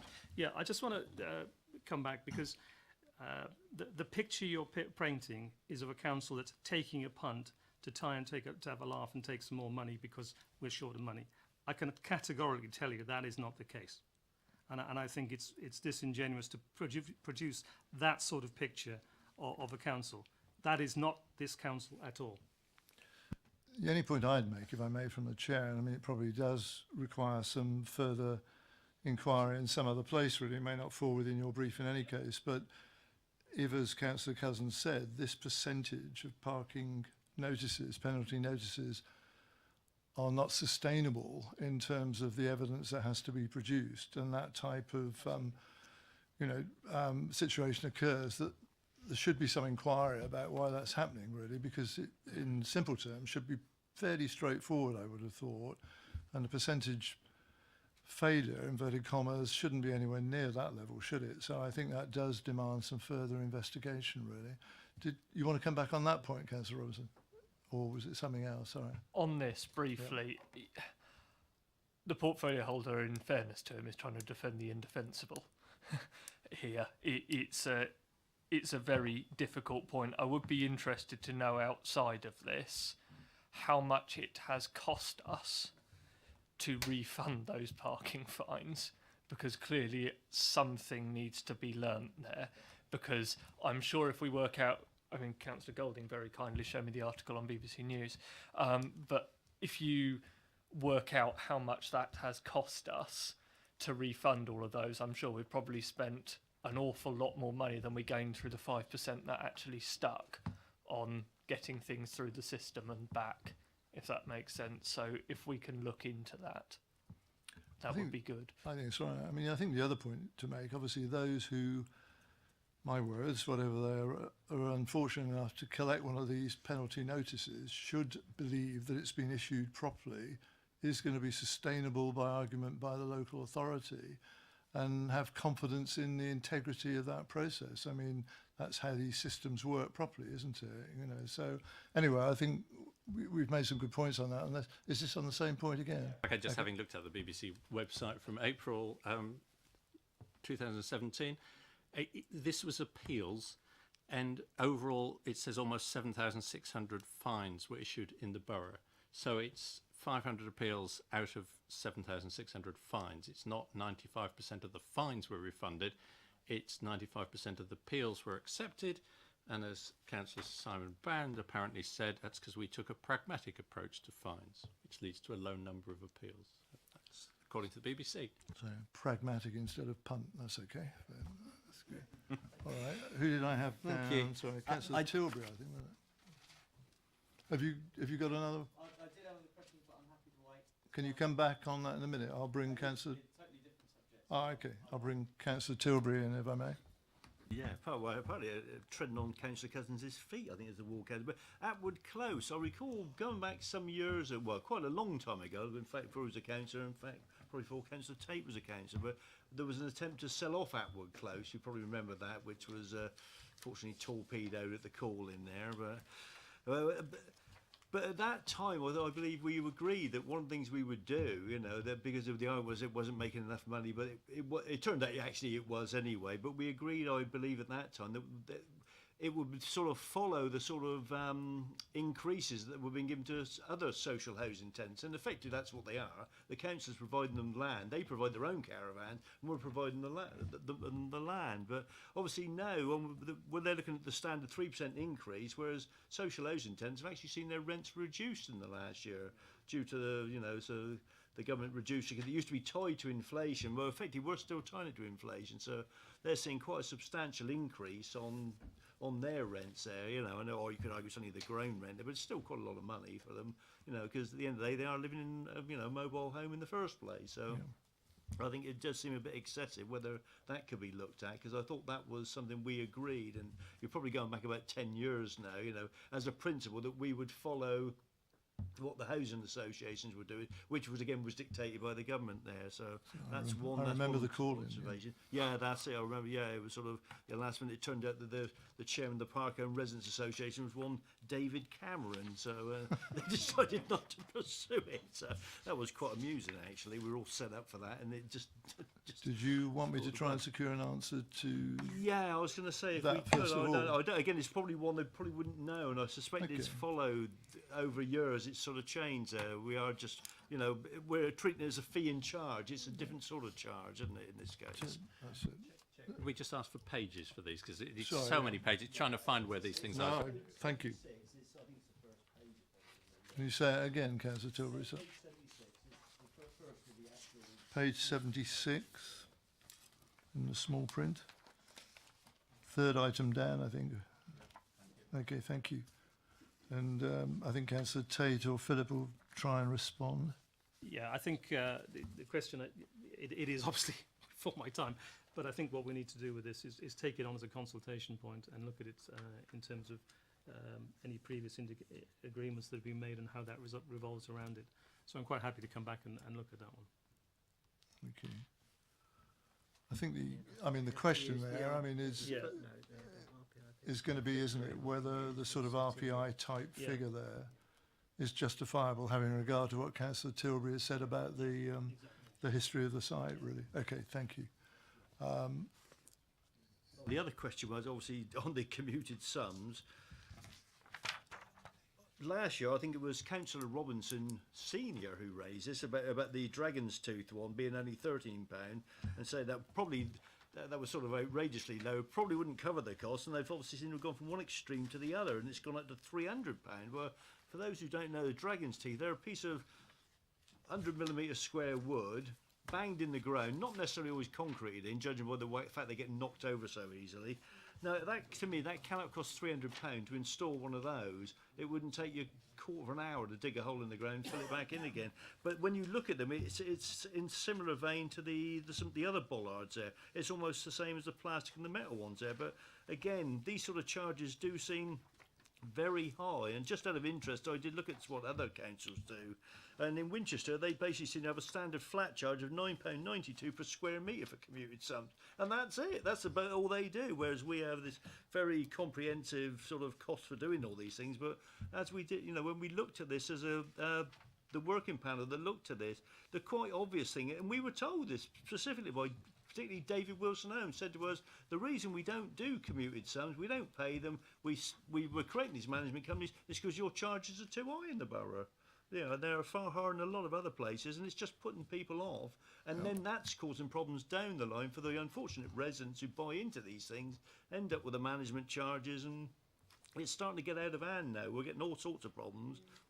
Let me just see if I can get an answer on the specific. Yeah, as I say, I guess the answer is they're saying that's what it costs, but how can it cost that amount of money? It just seems outrageously expensive, isn't it? Just put your mic off for a minute, if you would. Yeah. Subsidiary question, but I mean, that seems an exponential increase, doesn't it? And I just wonder what that's been calculated on. The previous the infamous Dragon's Tooth was wrong. It was a mistake. And it's been now based on actual cost, and that's why it looks so ridiculous. But actually, previously, it was just wrong. And taking Councillor Tilbury's second point, really, I mean, does it really cost that much? Goodness me, I mean, it does Apparently sound... so. Okay, crikey. All right, perhaps that could just be looked at again. It just seems incredibly high, doesn't it, really? Back on that briefly, as you know, you're on the tree panel, and of course how much does it cost down to cut a tree? I was surprised at how little it cost to cut a tree down, which was less than, I think it was less than £100.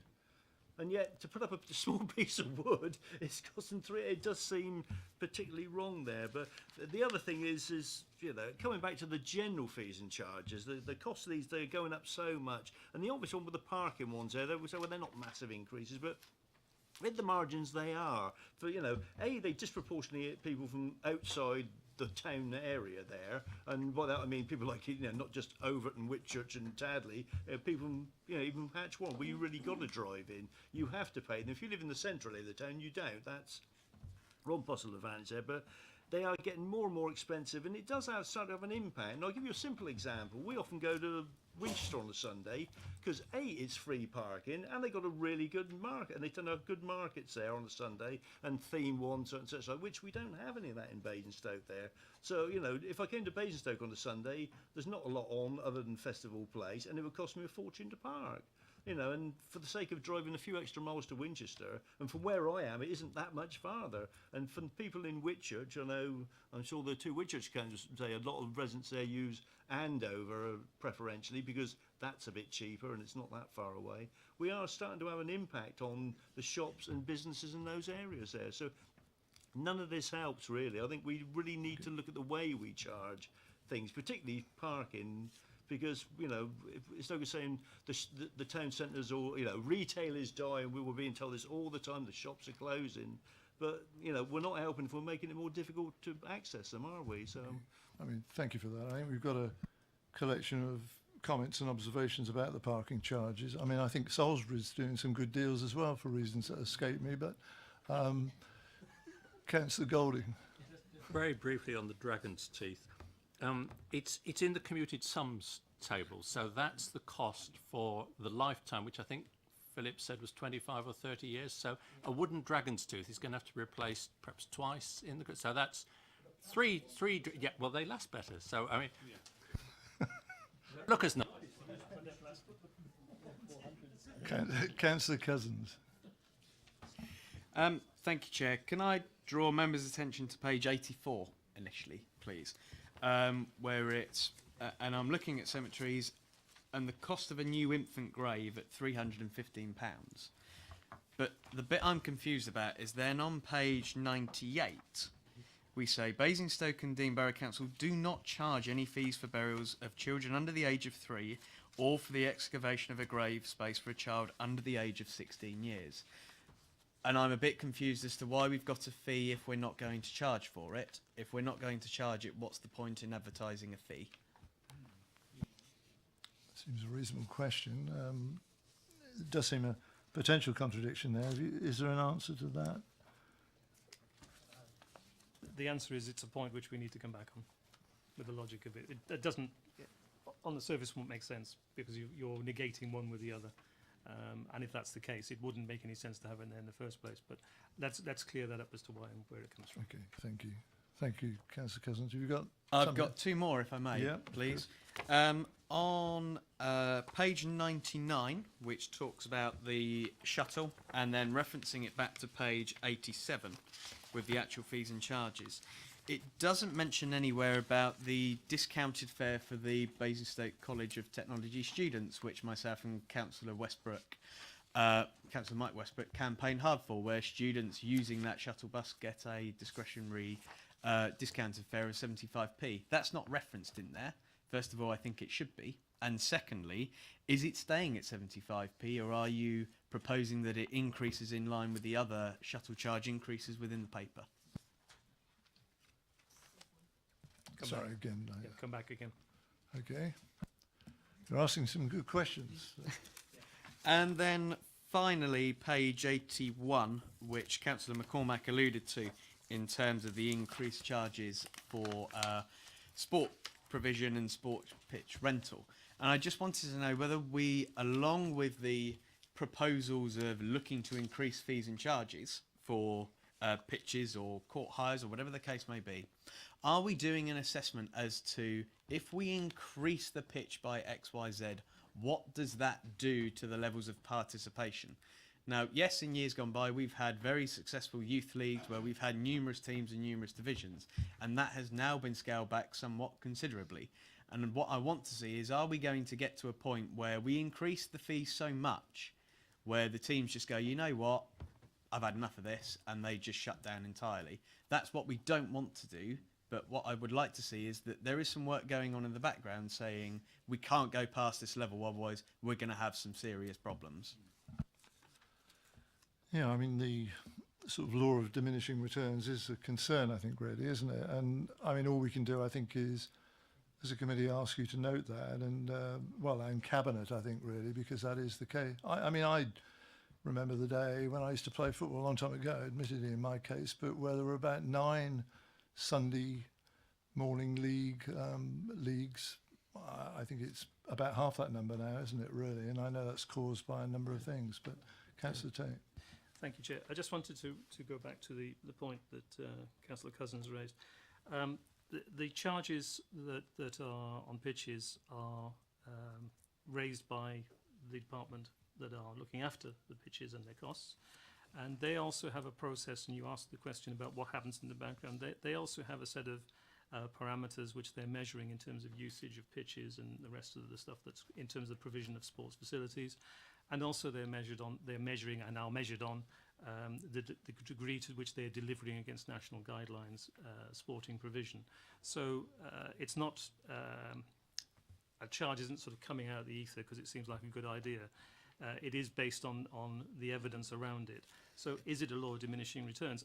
currently, my expectation is, if you look at the evidence, is that actually these are charges which are rising at a reasonable level and are competitive against the other boroughs charging the same things, and also we are seeing an increase in or at least a maintenance of the level of participation within the sporting area. I mean, is that a matter of fact? I'm sorry, in terms of the level of participation, it's going up. They are measuring that, and I would Okay. expect that to be seen within the documents that go around it. And certainly that may be a topic that others in a different committee want to have a look at. I mean, I'm genuinely surprised at that, but Well, I think I'm making a statement which I can't justify now, to be fair, but it is based on the guidelines that they are looking to achieve. Now, maybe I'm going too far to say that's automatically saying, oh, that's increasing, but it is based on the guidelines that they are expecting to achieve. okay. I mean, can we at least make the observation which has been made tonight that obviously, if it is the case, and we put great emphasis, don't we, on people being active, playing sport, and if these charges are acting as a deterrent, then it makes no sense, obviously, to increase them for the sake of it. So that does require a bit of work, I think, doesn't it, really? So we ask you to take that back, and we'll make a suitable note in the notes of this meeting.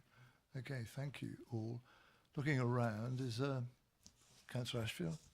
It's just a final observation, really. Having looked at the last two reports, and just to note again, I don't know what the average change is, but let's say it's 3%, and I'm thinking again of our council employees who, if they want to use the services of this council in their free time, will be paying on average a 3% more for those services, despite getting a 2% increase in their salary, if they're lucky. Point is made. Well done. Okay, thank you. Sorry, Councillor Tilbury? One quick thing I forgot is on the market stores there, when I was looking at that to see how they compare with other areas, one of the problems I came up against is that most people tend to do it by the size of the stall and based in square metres, whereas we use a linear foot, which is rather odd, bearing in mind they seem to stop using feet and inches when I was at primary school, which is rather a long time ago now.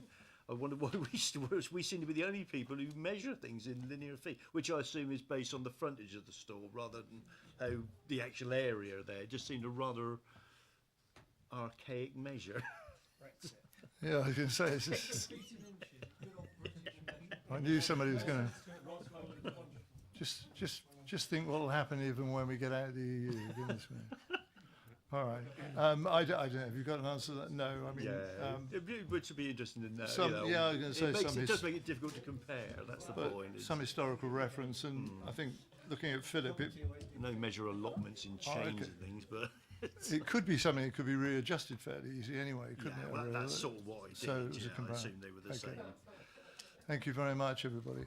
Coming back to what I said at the beginning, we'll try and formulate some notes that go fairly rapidly outside the scope of the minutes to Cabinet for their consideration. Thank you. Thank you for your contributions. Right. I think we've now got a change of personnel. People on my left are going to be leaving, and we welcome Sarah Shepherd, and I see the leader is with us as well. You're not doing an intro, leader, are you?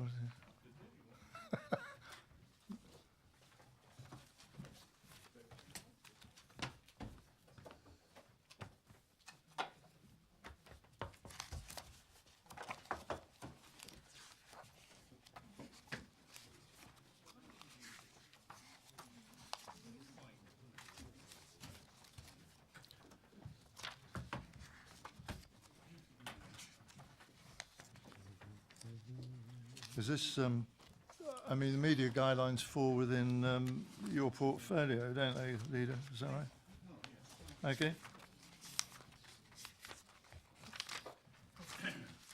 Okay, welcome.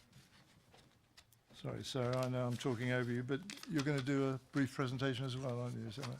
Okay. Thank you. Okay, we're looking at page 109, everybody. And as I say, welcome again to the colleagues who've joined us now. I'm going to have some councillor contributions on this as well in due course. I think there's 3 this week. Can I just check? I've got Councillor Harvey, Councillor Regan, Councillor McCormack and Councillor Wooldridge, 4 to come in due course. Right.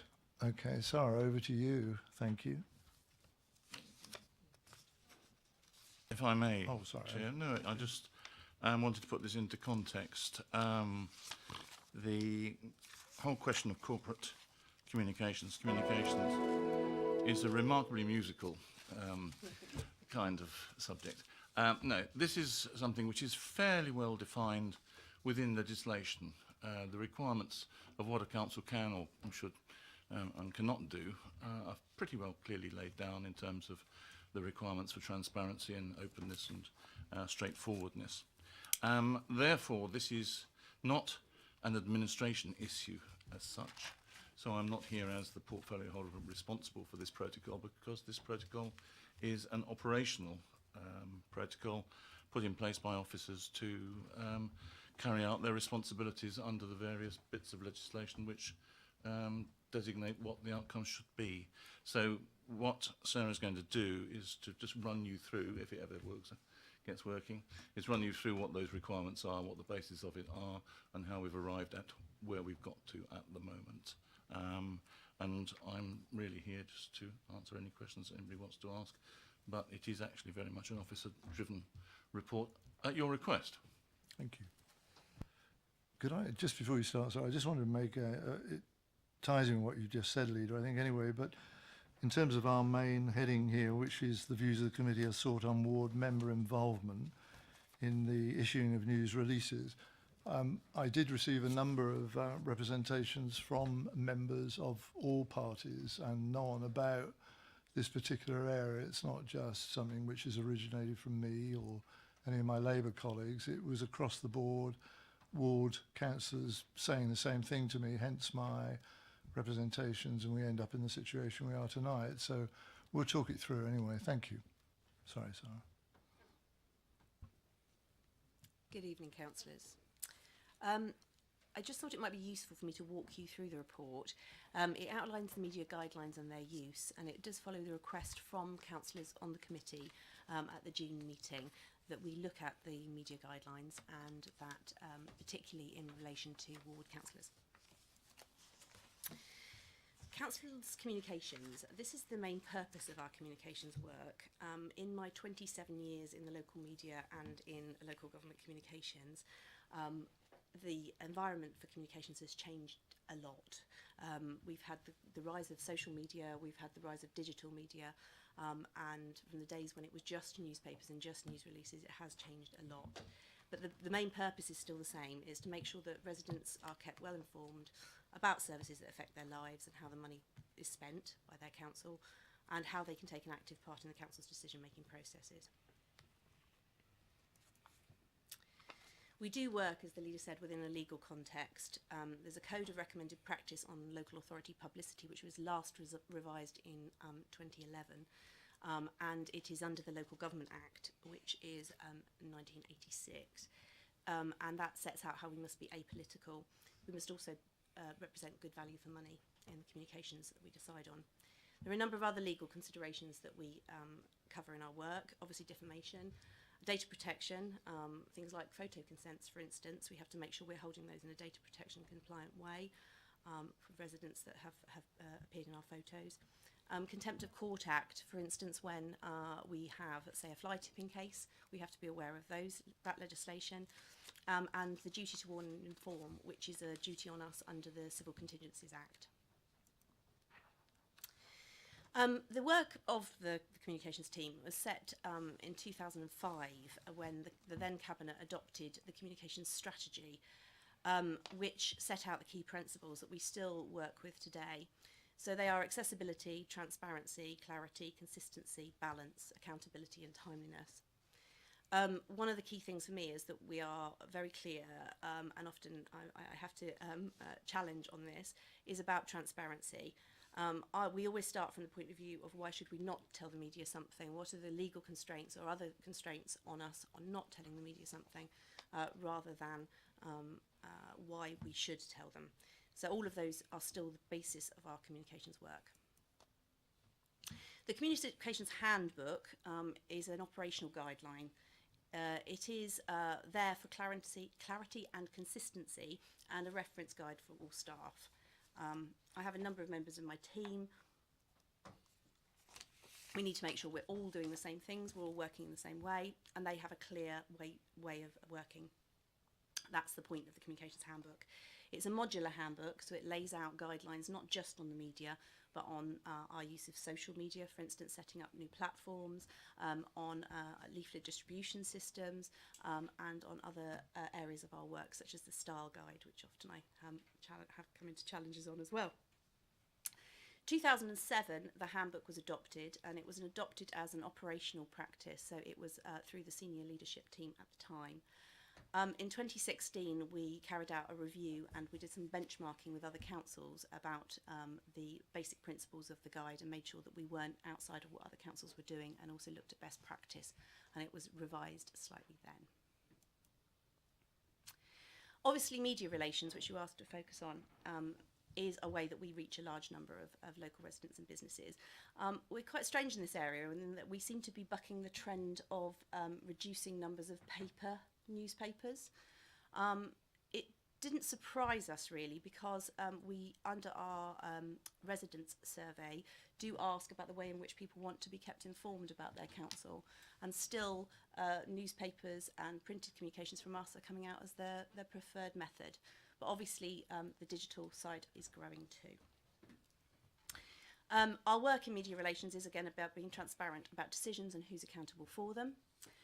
We foster positive working relationships with the media, and we aim to meet requests for information and interviews wherever possible. We run as a centralised press office, so we take all the media inquiries for the council, we put out all the press releases, we arrange photo calls, and we arrange interviews. Who is quoted is laid out in the media guidelines. This follows the principle of being the accountable person, the person who took the decision. It's usually the cabinet member. It may also be somebody who's able to speak on behalf of the council, like the mayor. If it's operational, then it'd be heads of services or managers, or an officer on occasion. And obviously these media guidelines are changed during the PERDA period when we quote just officers. News releases are constructed as newsworthy stories. We aim to make sure that they put out clear and accurate information in a timely way that is a story. I have a number of trained journalists, including myself, in the team, and obviously we aim to make those press releases written in a way that will be as accessible as possible to the audience. And often they are taken up, particularly nowadays when newsrooms are under a lot of challenge, directly as the story. So they are keen on us continuing with those. They're approved through the officer's structure internally for accuracy and for the message, to make sure we've got all the right ends of the stick. Philip is particularly pleased that I clear all my finance ones through him, as words are very much my forte, not numbers. So we make sure that the messaging and the accuracy is there. And they, as I said, quote the accountable person. Releases about a ward fall into, I'd say, a number of different categories, and looking back over the press releases we have put out, they don't fall neatly into these categories, but there are ward examples which are chosen to illustrate. So for instance, recently we had some brownies who came in from Oakley to do a mock election. And so that was Oakley brownies, and we sent them out to Oakley councillors, sent the release out to Oakley councillors, but it was chosen to illustrate a particular thing that's going on across the council. Ward-based press releases, for instance, we've just had the War Memorial cleaned, so that is in a ward, and so we sent it out to the ward councillors, but it's something of a wider impact, but it's based within a ward. And then there are the ward-specific releases, which are about local projects or facilities.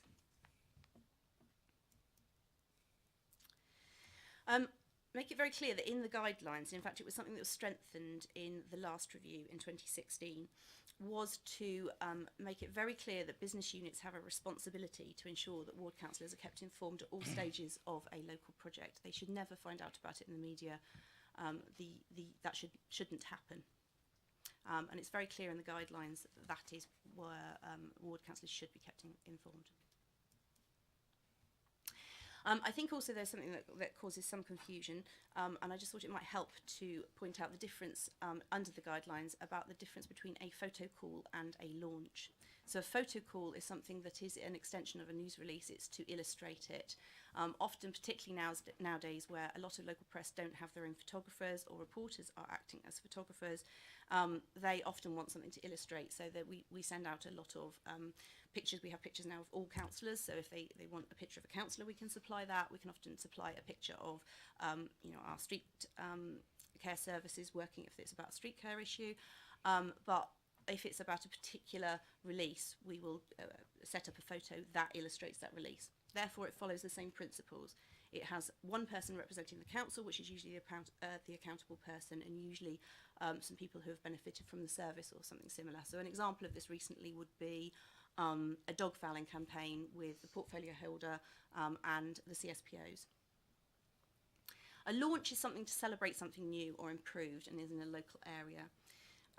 Often people wonder why I ask them if it's going to have speeches and ribbon cutting and refreshments, because it's often a celebration then, and that's something that's different. So in that case, as many people as possible have been involved in the local project, and the ward councillors are always involved, should always be invited to those.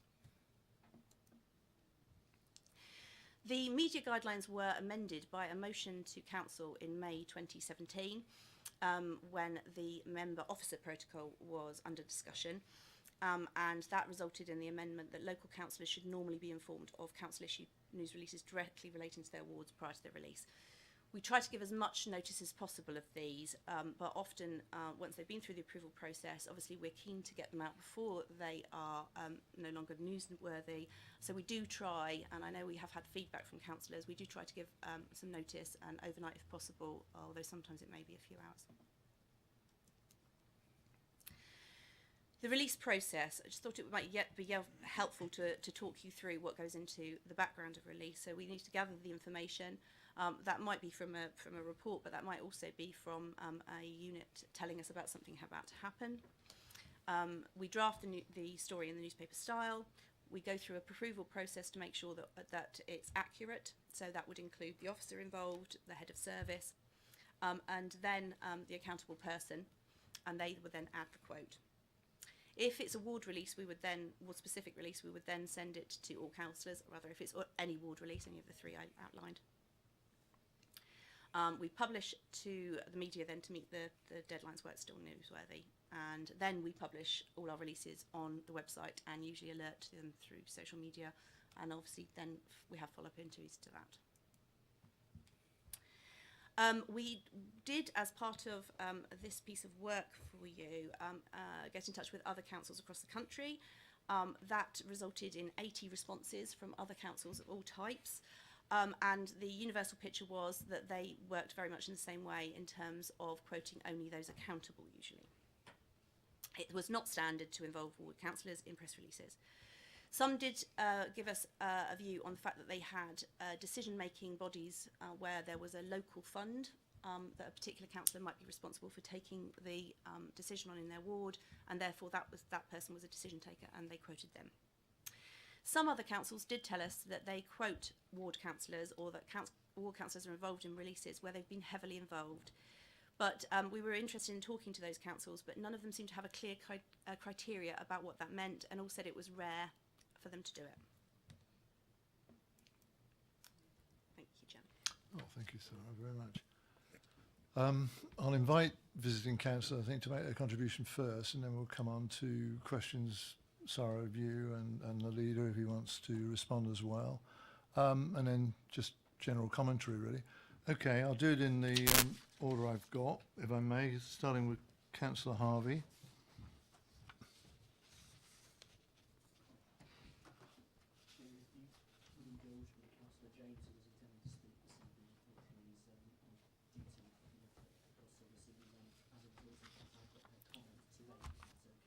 Yep.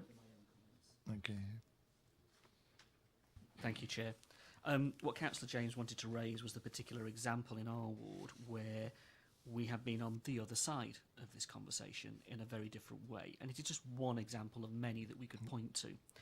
In that example, we had spent the best part of 3 years working on a playground and open space issue with Vivid and this authority as ward councillors.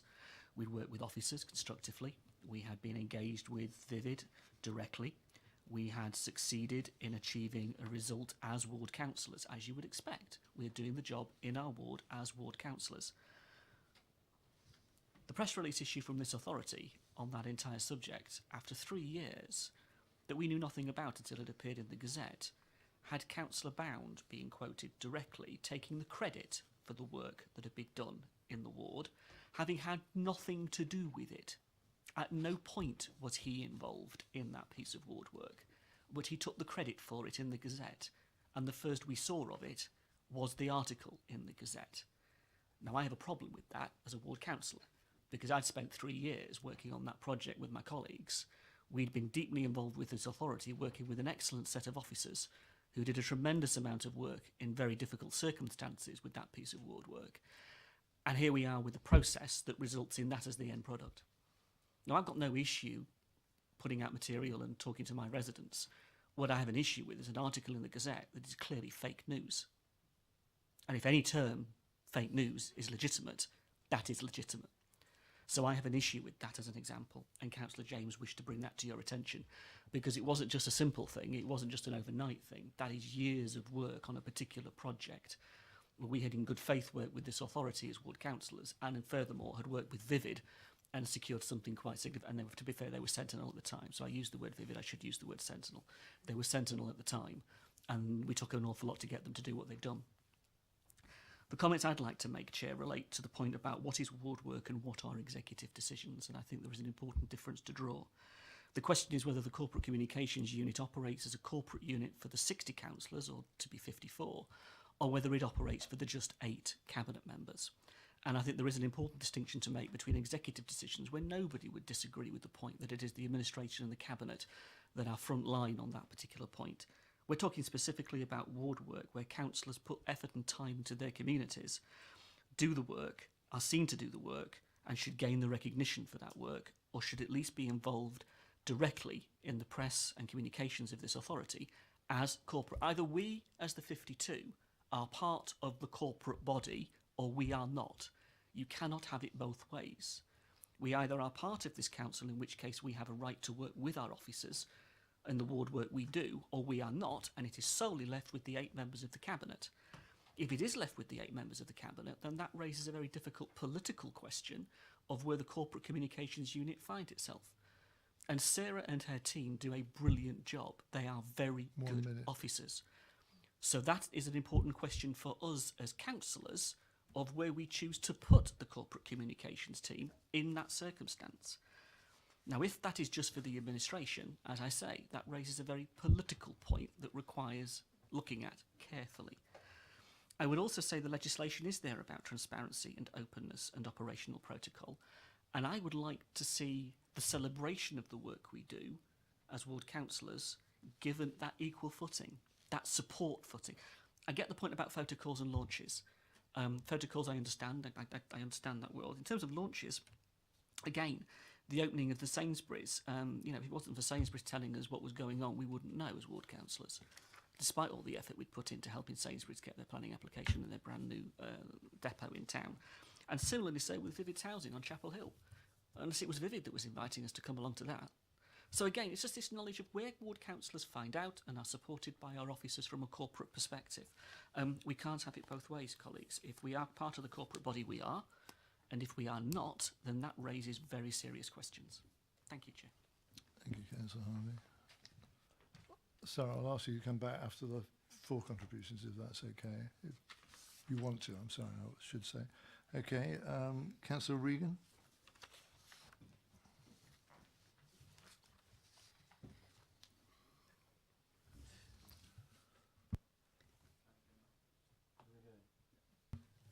Is it working? Yeah. It is, yeah. Welcome. Thank you, Chair, members. Well, I like to speak as a ward member. I knew it's still about being ultimately responsible. You cannot get no more responsible than being a ward member for where you represent or live. And the issue, and I got an example like Councillor James, where the ward members were ignored. We've been ignored in the past when the leisure park was first got going. where the cabinet member, now an MP for North West Hants, I think, it totally ignored us actually, and other issues. But the main issue I want to raise is over 5-6 years ago, the old doctor's surgery in Southam on the corner of Paddock and Pinkerton Road closed, and it was derelict for a little while. Then and we campaigned for houses to be built on there, affordable housing, and lo and behold, it was marketed, and they tried to put a private nursery there with no parking facilities. So we took a campaign, spoke to residents, and then took it to planning committee and got the plan rejected. So then move on a couple more years, and we were consulted by Sovereign, who actually bought the land, and now, lo and behold, in the summer, there was an announcement. Terry Reid is claiming credit for it in a press release, and we did. Councillor Watts, myself, and Councillor Keating, all members, did complain. This is a project we've been working on for six years, and all of a sudden, out of the blue, the administration's claiming credit with it, and that would have been okay, but if there had been a quote from the ward members, but we was like we never existed. We didn't do the work. I mean, the residents know we've done the work because we tell them. And but that's I would like to see within the guidelines and an issue like this where the ward councillors have been doing their job and representing their residents and getting some housing, much needed affordable housing, and a quote in the press release. That's all we need, a quote, some recognition of what members actually do, actually. Thank you. Thank you, Councillor Regan. Right, Councillor McCormack, I think we're going to have a common theme, Sarah, which you're already aware of and pick up on, and we'll come back to the main area for discussion. Councillor McCormack, thank you. Thank you, Chair, members. I just had a couple of questions to start off with on sections 1.1 and 1.2. It says that press releases are constrained to the budgetary and policy framework. Now, to an outside observer, that might suggest a pro-administration bias. So I'd like to understand why we're constrained for that and not the work of the council as a whole. And that brings me on to my question on 1.2. All decisions are ratified at full council. So really it is about the council as a whole and not just the 8 cabinet members. In section 1.5 it says about ward members notified before being given but we're rarely given a chance to get a quote. That appears to be policy. But one of my objections, and I'll come on to example in a minute, is when we are involving residents who have worked very hard and they don't get the recognition either. Now, I would say that on the whole we have a generally, our PR department works very well. We have a magazine that comes out twice a year, and there are certain things that I've been dealing with Sarah with, like the music festival, and we do our bit to promote community groups. But I think I would like to bring up one particular example. I note that in section 4.5 we've gone back to 2001. Well, I've got one from about 2011, and the policy had changed at that point. The demolition of Longfellow Parade in Popley, which the chair will be aware was an ongoing concern, a Newtown shopping centre that had basically outlived its usefulness, and people were scared to go there late at night. It's 4 walls, sort of like a fortress. Finally, we got it demolished. All the Popley councillors worked for 6 or 7 years on this. We had residents lined up. Residents were saying things like, we want to be the ones that swing the demolition ball and all this stuff. They meant it. And we had a press release with the portfolio holder at the time, and a quote which showed that she was blissfully ignorant about the ongoing issues around Longfellow Parade and the effort that had gone to regenerate it and the residents' concerns and how they'd been addressed. And that just gave the impression that the council didn't really know what it was doing and was just, not really that concerned about the residents, which I think painted the council in a relatively bad light.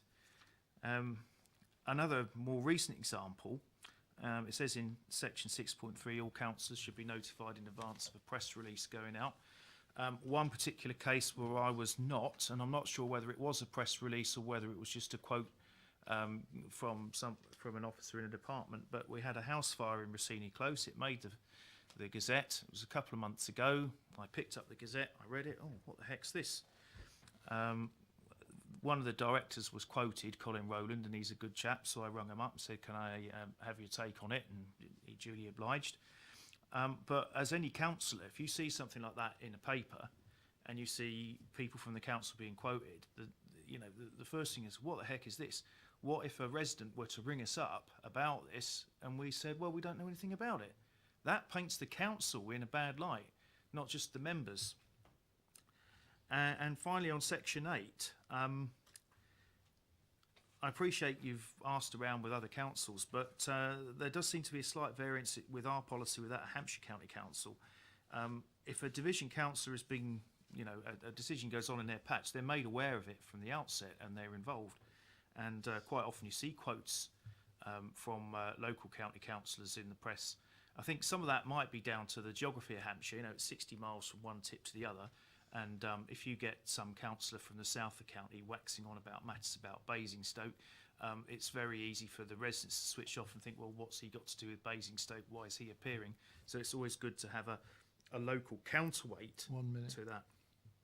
So I think we're, in terms of what we could do, I think we just need to be a bit more involving, certainly of residents and of the local initiatives.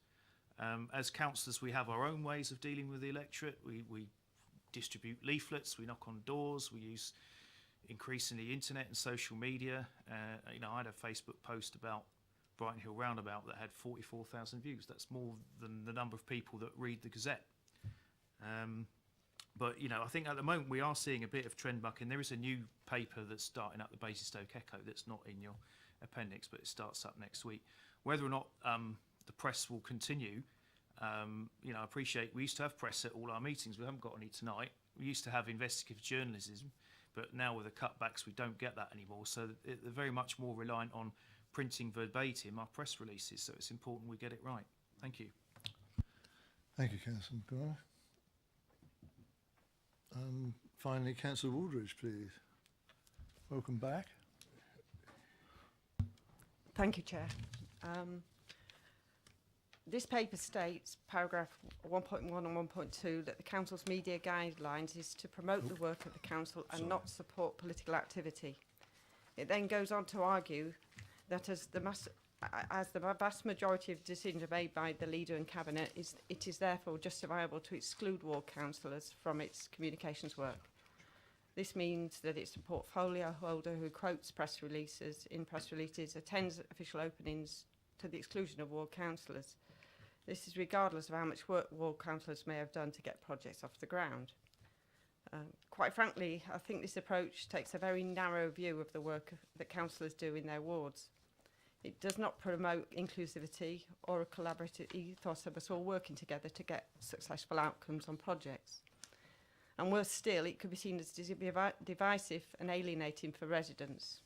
Residents know that the councillors have been involved in projects, whether it be through consulting with them, advocating for them, commenting on plans or updating them on phasing and timescales. Residents are then surprised to see ward councillors cut out of press releases or event openings. It hasn't always been like this. When I was councillor for Brighton Hill previously, I can recall being invited to the opening of Newman Court Extra Care Home. This was alongside the portfolio holder, the county councillor, head of service and key staff from the housing provider, who incidentally I had already developed working relationships with through fielding resident queries in the development phase of the project.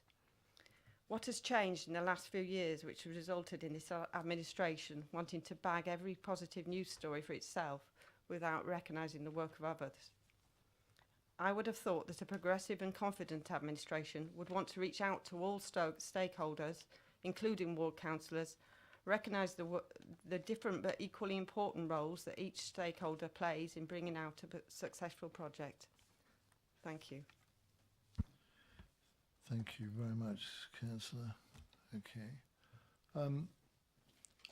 I mean, Sarah, if you're able to answer some of the points, but I guess more particularly in terms of the sort of mechanics of it, really, rather, you know, avoiding the politics of it, which I know you'll want to avoid, and we'll come on to that perhaps in some other way, but just the mechanics, really, in terms of the ability for the process to work so that it is inclusive of ward councillors, if that were decreed to be appropriate, really. So, thank you. Thank you, Chairman. If I could just pick up a few points, hopefully reiterating some of the things I was saying in the presentation as well. I think that's the first time somebody's told me they couldn't hear me. Just to move through some of the points, I would take issue, I'm afraid, with any suggestion that my team works politically. In fact, that would be illegal, and we do not work politically. I'm very clear that what we put out is decisions that are taken by the council. We work within the framework of the council plan, which is agreed at full council. We follow the same guidelines that other councils follow across the country in quoting the person who takes the decision, the accountable person. And in fact, that has been the same way in all 14 years that I have worked at the council. If I could just pick up on another couple of points. The launches, councillors said that they had not been invited to. As I say, that is not the policy. It's quite clearly not in the guidelines that is the policy. Ward councillors should be invited to launches in their areas. Obviously, there's a difference between a launch and a photo call, which hopefully I explained earlier. But ward councillors should quite definitely be invited to photo calls, launches. It's interesting, I would just like to pick up the point for councillors as well about the logistic working of the team and the resources of the team. We quote the accountable person and then we send out the release if it's about a ward. Some councillors have taken the opportunity to then contact the paper themselves and give their view. It would be very difficult to see how, particularly after May, when we have 3 councillors in each ward, it would be possible to take on board 3 quotes in addition to the one in there that would then be used by the paper. I think if they were saying all the same thing, they're unlikely to be used by the paper. If they were saying different things, it could cause confusion for the resident about what's actually happening. So, I mean, I guarantee I am not trying to cut ward councillors out of any process, but we're trying to work in a logistically possible and efficient process to make sure that people in the borough are aware of decisions that have been taken. Could I just check? I mean, I do understand the difficulties that might occur if you've got a multi-councillor ward, you know, as you rightly point out, perhaps, you know, 3-member wards in due course. But in most cases, obviously, as currently existing, and who knows, but it wouldn't be that difficult, I don't think, for one of the councillors from the same party to be the spokesperson, obviously, in regard to any particular event. I don't see that being insurmountable in itself, really.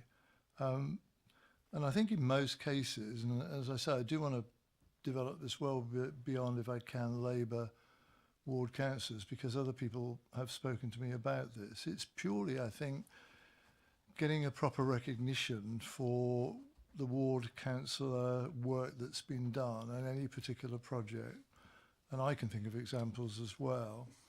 And I wouldn't have thought it was really that difficult just to get a supplementary quote from a ward councillor, either on behalf of herself or himself, or on behalf of a small group. Probably that would take less than 24 hours, really, to get that to be added to whatever might be there already prepared in the name of the portfolio holder. Because, I mean, historically, I've been a portfolio holder a long time ago, admittedly, and understandably, because the experts in the field do it. Those quotes are prepared for the portfolio holder. He or she doesn't do it. They actually are prepared, and you're asked whether you're happy with it. That's the end of it. Ward council is slightly different. I think they'd like to come up with their own contribution. It would be priced as necessary, but it would show that intimate relationship a lot of them have with the project in question, really, where they're the ones that have, in many cases, developed it over a period. And to be shut out of that altogether just seems to be unfair in those circumstances, really. And it's just a modification, really, I think, of the guidelines that exist, isn't it, that people are looking for. Could I just ask for an observation on that, really, first of all? Chairman, I'd be very interested to hear if councillors have got ideas as to the criteria that we could use for doing that. So if you said if there were 3 councillors in a ward, how perhaps we would decide which of those 3 councillors to approach for a quote, and how we would choose which one to quote on it. Logistically, anything that adds actually time to the process is going to make that process longer for each press release. And obviously also you've got to take into account what the papers may use or not use. And there is absolutely nothing that precludes local members from getting in touch with the paper themselves and giving their view. Obviously, it would be difficult to see also, I'm just thinking of some logistical problems in how we might operate that system. How would you deal with a situation where councillors disagreed with the decision that was taken, for instance? I mean, on the last point, obviously I'm not too sure how to answer that at this stage, really, but I mean, for example, and I only quote this, I mean, I guess in terms of, say, Oakley and Dummer as an example, I'm sure the 3 Conservative councillors in that ward would be happy to agree that Councillor Golding would be the spokesperson for the 3, knowing how articulate and well-informed he is. And similarly, in South Ham, I'm absolutely sure there the 3 councillors would say Councillor Regan was the appropriate person. I mean, that could be created without too much difficulty, I guess, really, in most of the wards. But I doubt there would be much dissent to that, really. But let me bring in Councillor Robinson first of all, if I may. Thank you, Chair. I understand what you're saying, and I think in an ideal world that kind of works. I think the reality is that when we're talking about all 3-member wards, I don't think it will. In reality, I don't think even when you've got 3 members on the same side, if there's opportunity to have one quote, I think that would be challenging in some cases when ward members have been involved to a certain extent. And I'm looking at members who currently have a split ward, so to speak, along party political boundaries or no party political boundaries in some cases. I think that would be incredibly difficult to decide if you've got a ward where you potentially have 1 Tory, 1 Labour, 1 Lib Dem, maybe 1 Independent. I think that could cause some issues. I think the point that Sarah makes about getting in touch with the press and saying that they want to make a comment is fine, and I agree to an extent. But that only works, of course, if you know that the press release is going out in the first place. And I have said for a while that I think that a lot of these problems would be solved by press releases simply being sent to all members. I don't think that would be too much to ask. I think if when a press release goes out, it's just sent to all members. And I note the point about if something's specifically related to a ward, but I, for example, haven't been copied into every press release that's gone out regarding Manydown, and Manydown Phase 1 is 95% in my ward. So I think just by sending members every press release that goes out, 9 times out of 10, I'm sure we'll say, I'd say as a member for Sherburn St John, something's going on in South Ham. That's terribly nice, but it's not of particular interest to me. So, I might hit the delete button, dare I say it, but it's nice to know what's going on, and we can only know that if we're copied into things. Okay. Does anybody else want to contribute to Councillor Golding? Thank you. Yeah, I mean, I think there are 4 issues here, at least I reckon there are 4. The first thing is about informing councillors, and when we discussed this before, I was one of the ones who felt it was a bit unreliable as a system. We didn't always get told in good time, and I think, on paper it's fine, but it needs to happen in practice. And I think, Sarah, we discussed it, and you made the point that often these things have to be finalised at the last minute to meet deadlines, but I think sometimes you must know 24 hours before that you're drafting something.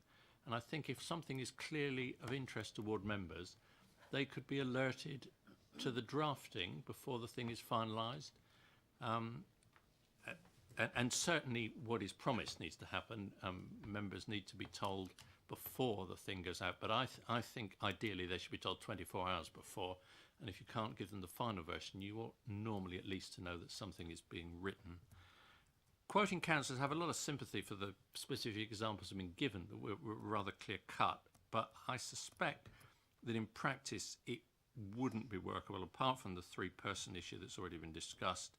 I suspect there would be a number of cases where ward members would think they'd been very significantly involved and might be overstating their own emphasis, and then you have the potential for a very difficult discussion with comms as to whether they should be quoted or not. So but if comms can make sure people are told 24 hours before, then you really do have the chance as ward councillors to make your own contacts with the media and put your own statement out. And I think rather than trying to quote councillors, I think that has to be the right approach. Residents is a more interesting point. I mean, we don't want, if a resident has been very involved in something, it might be nice to get a quote from them. I think, again, there could be difficulties if half a dozen residents all think they've been the most important person involved. But I would at least ask comms to go away and think about that, whether occasionally we could quote residents, or at least refer to the fact that residents have been heavily involved in getting this piece of work. And the last point, which I don't think was in the paper, was attendance of ward councillors at openings, etc. And again, that must be right, that ward councillors get invited to these things. If it doesn't happen in practice, it should, bearing in mind that some of us have difficulties that others don't, in that sometimes the events are arranged by the parish council, so it's not up to this council to invite the ward members. You just have to hope the parish council get it right. But that's my thoughts. Thanks. Councillor Cousins. Thank you, Chair, and thank you to the officer for writing the report. I do have a huge amount of sympathy with you. I work in a press office, as you know, and I am fully, well aware and fledged in the terms of news happens quick, sometimes too damn quick, and what you thought you had 2 weeks to do is now suddenly blown up and you've got half an hour, if you're lucky, to do it. And I appreciate that those cases happen, but the reality is they are quite rare. And I think Councillor Golding hit the nail on the head when he said that there are things that you are aware of that are coming down the pipeline. And I think a prime example on this is around grant funding decisions. So councillors are putting an application for a LIF application fund for a particular scheme. It's going through the process. We know that there is a list of schemes that have gone through the approvals. We know their rating, and we know that they're going to the portfolio holder for decision. And that decision has a recommendation of approve or reject, or please go away and do some more work, and we'll let you know either way. For those where they are, in the approved process, and it's looking all intents and purposes that they're going to get approved, I would have liked to have thought at that point the conversation would be having with, and I would possibly go for the lead councillor who has put in the LIF application request or the grant application request, as the councillor that becomes the spokesperson for that application. And it may well be that the lead councillor turns around and says, well, that's, I stuck the form in, but actually I'd like you to quote Mr. Smith, or I'd like you to reference, residents and that particular issue, and that be their contribution. Likewise, it could be the lead councillor says, okay, I'll put forward a submission, but within the sort of group of collective councillors, and I have sympathy with you in a world of 3-member wards where it could prove tricky, but ultimately I think that would be a reasonable compromise in terms of putting that process forward. I think there is still a problem, or there is still an issue in terms of member notification and advance warning. I agree there are times where advance warning cannot be given, or things just happen too quick and that can't. But I think the vast majority of the time there is opportunity to at least tee members up in terms of this is coming down the line. Don't necessarily have to give them a press release, don't necessarily even have to give them a draft copy or the final wording, but councillor, we think you should be aware that this is coming in the next day or two. Would be enough of a trigger for councillors to say, yeah, okay, I know this is coming out and I'd like to do something about it. In terms of photo calls and launches, myself and Councillor Westbrook have been in a scenario where those things have been arranged and organised for schemes that we have been heavily involved in and we have not been invited to. And that is incredibly frustrating when we see the picture in the Gazette of the particular portfolio holder claiming, yep, great, we've got this off the ground, but they weren't even involved in the process 3-4 years ago when we got the project launched and we got things moving with the relevant parties and bodies. That's where the frustration comes in, and I know that's something that is felt across parties. I know Councillor Miller had some particular issues when I first discussed bringing this forward at scrutiny. Councillor Miller wanted to second any proposed work plan that came forward, and it's a shame he's not here tonight because I'd have liked to have heard what his contribution was in terms of what issues that he has had around it. And I think it's clear that there is a feeling that more could be done to try and move this process forward. I agree that it could be difficult to try and get that, but I think there is a will and a mentality there to try and overcome those obstacles and help. The last thing we want to do is cause you as a comms team a problem and cause you additional hassle. But by the same token, if a ward member has been involved in something incredibly heavily, we don't half get annoyed if we get cut out of the loop and we find out about it in next week's paper. Thank you. I'll take a couple more and then you can come back on a whole range of, if that's okay, Sarah. Councillor Tilbury? Yes, yeah. Well, I know they've actually started sending out notifications in the last recently, but when I got one a couple of days ago, and myself, the fellow ward council, regarding the walking groups in the village, which had already been published in the Gazette. In fact, it's got a picture of my wife in it because she's a one of, I say, founder members, early members of it. I go to some of the things, but on them. But so that was.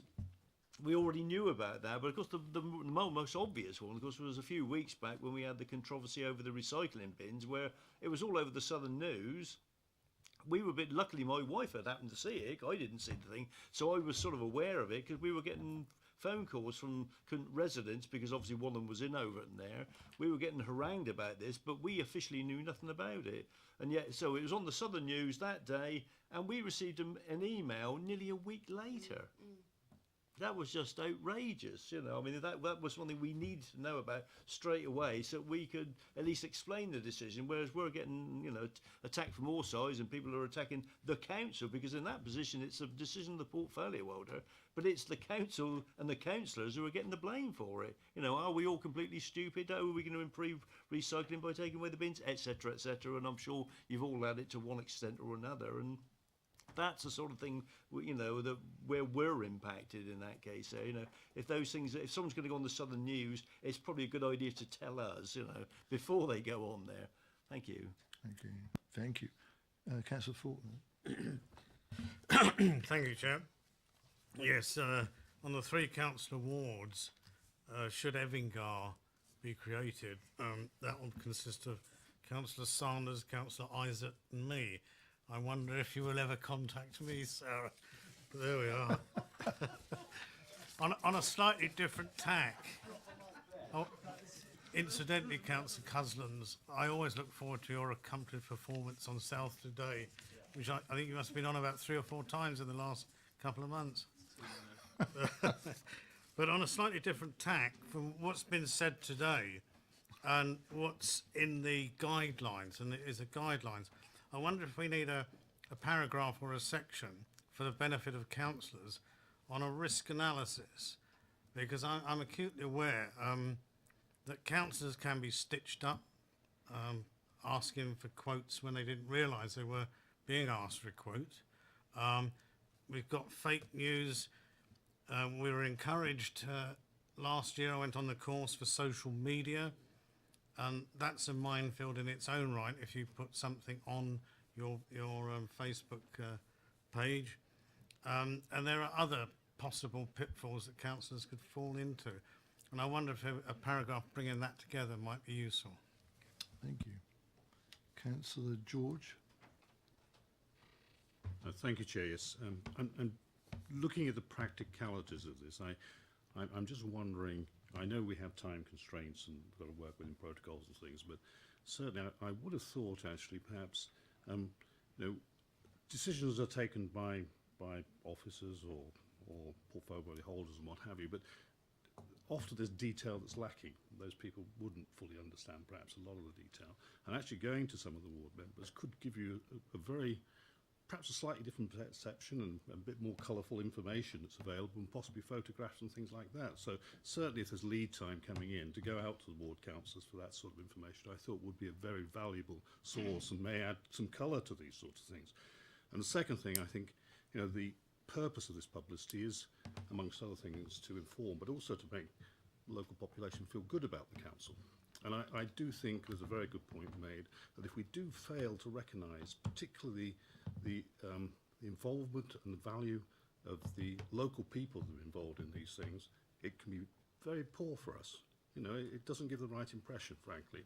And I think particularly, you know, I think as ward councillors we're big enough to take it on the shoulders, but I think a lot of groups that have put a lot of time and effort, if they fail to get recognised, it can have a negative impact rather than a positive impact. I really do believe that. Councillor Robinson. Thank you, Chair. I think it's important with this to bear in mind, I don't think anybody's trying to devalue the role of the Cabinet. I think we all accept that we have a leader in, you know, we all know that we have a leader in Cabinet system, and that, you know, every decision taken in this place tends to have an executive decision with it, so a portfolio holder is ultimately responsible. That's sort of how it works, and that's absolutely fine. But I think there certainly is space for a councillor to be quoted alongside, and I think Councillor Cousins' point was very well made, in that 95% of these press releases, we know they're coming at some point. You know, that there are ones that pop up, you know, and you need a reply for the Basingstoke Gazette in 15 minutes. You know, it happens. But most of them, you know, we know they're coming up. I think the LIF application one was a very good example. And I think just making sure that councillors know what's coming out beforehand is incredibly helpful, not just so that, you know, they can have the opportunity to say something if they wish, and so that they can phone the press and say, oh, I know you're running an article on this and I'd like to make this comment. But it's also when councillors get phoned by residents, and there are cases where a release has gone out, potentially on weekly bins is the one that springs to mind, and then, you know, a councillor's phone starts ringing and saying, you know, what's going on here, what's going on with this, why is that in there, what's this about glass bins, what's that? And if, as a councillor, you say, I don't know, I need to check and get back to you, that's not brilliant, I would suggest. But then if the only checking that you've got to do is to go into your inbox and look, okay, it came through, you know, an hour ago or 2 hours ago, or I hadn't got a chance to look at it yet, and it's there and all the information's there in the press release, and at least then you can see the same thing that the resident's looking at. That's incredibly helpful. Rather than saying, oh, I'll have to come back to you when I've spoken to the relevant officer, which might take some time, because it might not necessarily be the people in comms who know, it might be the officer who knows, and then they might be on leave or whatever, but that can get delayed, and that just makes us all look a bit silly, really. Can I, just before I bring Sarah in, I mean, just to add, I think, to what Councillor Robinson's saying, I mean, I accept, and the people that spoke to me accept, that there are occasions where something requires really fairly urgent response from Sarah and her team. The majority, though, the vast majority, like Councillor Robinson is saying, are long time in the making, are projects that have been around for a long time. Most of us of late can quote the sort of LIF application type thing where funding has been secured and it's gone through the process and all the rest of it. And I know it might be a bit heretical, but even in a case like, I hesitate to say this, but even in terms of Councillor George and Councillor Ashfield, if there's been a project which both councillors have supported, albeit from different political parties, it can't be beyond the wit of the individuals concerned to say both of us are happy to quote our support for a project that we believe is in the best interest of the community. And I think the community itself expects that, really. I mean, I've got examples I can quote, I won't bore you with them, really, where people say, we were surprised, David, to see that there was no mention of the fact that you've been involved with this from day one. And it's quite difficult to explain that, really. And it's not just, believe it or not, self-promotion. I think it's this sort of relationship that we all claim to have with our community, with our constituents. And it's a fairly effective relationship, and it's built on trust, isn't it, most of the time. And I just think it cannot be beyond the wit of woman or man to say, in the build-up to that, let's go to a local councillor and get a quote from him and her that supplements anything that we might notionally want to put out in the name of the cabinet member who has the overall executive responsibility for this. I just think in most cases, because it doesn't just quickly occur, it happens over a period, that shouldn't be beyond us to do, really, within a slightly modified media guide. And that's all I think that we're looking for you to do, really. Would you like to come back? Thank you, Chairman. Well, obviously, there's some interesting points that have come up tonight that I will go back and consider. I think I'd just like to pick up that since 2017, when the guidelines were amended by the motion to council, we have been sending ward councillors, including because I personally send out the money down one, so I know they go to quite a number of ward councillors before they go out, and we do try and give notice on that. I will take into account that we need to look at that most. I'll take that away and consider that. But we have been sending out to ward councillors since then, and I'm sorry if that hasn't been happening, because that should have been happening. And I'll go back to my team and double check that it has on every occasion, because it should have done. Likewise with launches, quite clearly in the guidelines it talks about how ward councillors should always be invited to launches in their areas. And again, if that's not happening through business units or through my team, I have explained the difference between a photo call and a launch. A photo call is simply a press release. We can take away those points for consideration. I just wanted to pick up again, just to clarify.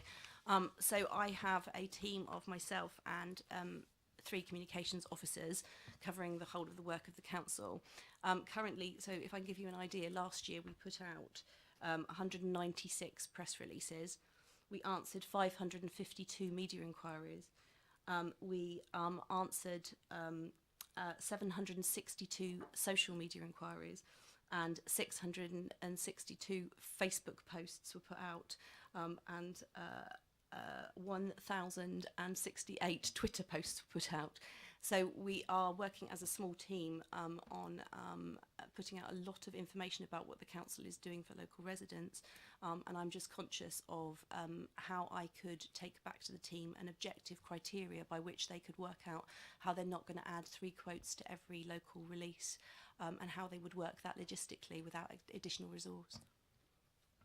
Okay. I mean, my immediate response, genuinely, I think we appreciate the volume of work that you're involved in. And I think everybody sat around here tonight is paying compliment, really, to the team that you manage. There's no doubt about that. I think this is a small variation, really, within the guidelines that we're looking at, really, that we're perhaps looking for you to consider. And in regard to that, the last point, really, how it could be siphoned down for one person out of 3 to make the comment. Councillor Faulkner, in his normal self-effacing way, was saying it might not be him. Well, it might well be.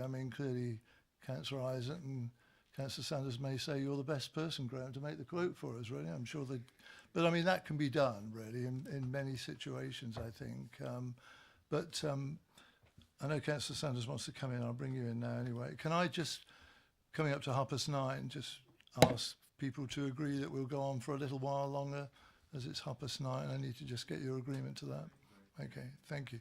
Councillor Sanders. I'm trying not to prolong you very much longer. I think everybody would accept that credit should be given where credit is due. Where I get a little concerned is making the Corporate Communications Department responsible for deciding where credit should be due, and deciding has somebody put enough work in to get credit for this or not. I think that's the kind of decision you can't expect them to be making. So we have to have, if we are going to go down that particular route, I think there's got to be some very, very clear and easily understood parameters on which that should be done. Secondly, I don't think, it's very nice to think that once we get all 3-member wards, they'll all be 3 members of the same complexion. They won't be. It may not be the case that even members of different political parties will agree with one another on a subject. We cannot have a situation that if you've got a 3-member ward where people don't disagree, they can't be quoted, but if you've got 3 who do agree, they can, so that there's a different rule for those who are of one a homogeneous group and those that are separate. We have to be even-handed across all the wards to make this effective, and that does mean that I think in quite a number of cases it will not be possible, quite apart from the sheer amount of time it takes to get people to come and go with their releases and make their comments. It may be very difficult to actually arrive at the kind of consensual way that we would operate that you would like to see, because I'm not sure that it would ever actually work there, and I could imagine that some people would be deliberate in trying to stop it from working, to play the system, if they felt that things were going in the wrong way, which would again not be a good thing. So I think there are a number of potential difficulties in doing it. Where I do agree entirely is that all members should know everything well in advance. I don't mind if all members have copies of all press releases as soon as we know that they are going out. It is actually true that not all members read their emails. It is on a regular basis. Not all of them wander like I do, looking every 15 seconds to see if somebody sent me another one. Quite some just actually only switch them on once a day, or even once every 2 days, or even try not to switch them on at all, because they haven't actually got electronic yet. So there will always be that degree of lack of communication, or if you go the other way, people have too many emails and they get them and then they forget they've had them, and that can happen as well. So I think if we adopt the principle of always sending it out and pushing it out to everybody, so nobody can say at least you weren't told, that's probably about as good as one can get. And then if there are examples where it's very, very clear that somebody has done something because there's been virtually no involvement from the council, then by all means let them have the credit. By all means let them have their moment in the sun. But at the end of the day, the point of corporate communications is to inform our residents of what the council is doing and what decisions it has made. It is not to promote councillors as such. Yeah, I mean, just let me make my own observation if I can on that. I mean, I don't genuinely think this is about promoting councillors, but I think it is recognising councillors and the participation they've had. And even in 3-member wards, the type of projects that I think everybody is talking about are community-based projects for the benefit of the community. Most of them would be like the sort of LIF applications that we're reasonably familiar with, which would have to have, have to have the support of the ward councillors before they went forward in any case. So you'd get a harmony and a consistency of an opinion anyway. So I doubt whether there would be the sort of rancour at the end and disagreement. It would be a well thought out community-based project that people wanted to say had been done for good purpose and good reason for the community. So, I mean, I think it's possible to at least have a look at this and see whether we can improve what we do at the present time. And I think that's all really that people have said consistently within this committee, isn't it, really? I cut across Sarah originally, really, but I don't know whether she wants to come back. But yeah, because you make a quite interesting point there, that all LIF applications should be signed off by ward members, but there will be LIF applications about which probably the member didn't know anything until it came to him or her to get signed off, and there will be other ones because it's being done by a parish council or whatever, and they're building it up and it goes up in a different sort of way. They operate autonomously. There'll be other ones where they actually inspired it, started it, and have been the main driving force behind it. What I don't want to have is a situation where you're asking corporate comms to make that decision of who did which, who was the leading light and who was just the final sign-off signatory. That's where I think we could be heading for some particular problems if we're not careful. Sorry, I mean, I'll bring council. Let me just make this point, if I may, quickly in response to you. I mean, if a grant application or LIF application has originated because of the initiative of some other body, I mean, like the parish council, I presume local councillors wouldn't want to take, inverted commas, any credit for that. I mean, nobody's saying that for a minute. I'm saying where the local councillors have genuinely been involved with community representatives in developing and promoting something, it is reasonable to recognise that contribution. If somebody else is the instigator, nobody's saying let's sweep into that in some way. So, you know, I genuinely think that is the position. Councillor Robinson, was that right? Sorry. Yeah. Sorry. Oh, sorry. Well, Yeah, it's all right. It's all right. Let me know. Do it. Yeah, right. no, that's Sorry. fine. Sorry. Just coming back to two things. You know, fine sending us all the press releases after their issue, but that doesn't address the point I was addressing, which is that it should be possible to let ward councillors know 24 hours in advance that it's about to go out. Even if you can't, as I think was picked up by Councillor Cousins, send a draft, you should at least, in most cases, know enough of what's going out so that councillors can get their act together, and if it's impossible to go out, then they can at least look after themselves and make their own representations. But you didn't comment on residents, and I'd be grateful if you could comment on whether there is an option in cases where clearly something's been resident-led, there can be some recognition of that. We would pick that up. I mean, when we put together an edition of Basingstoke and Dean Today, particularly, you'll find there's lots of quotes from residents in there, and we do spend a lot of time calling residents to get those quotes in, particularly where we have that information that they have led on something. Likewise, it's in a way the LIFT projects are the easiest ones because there is an objective criteria.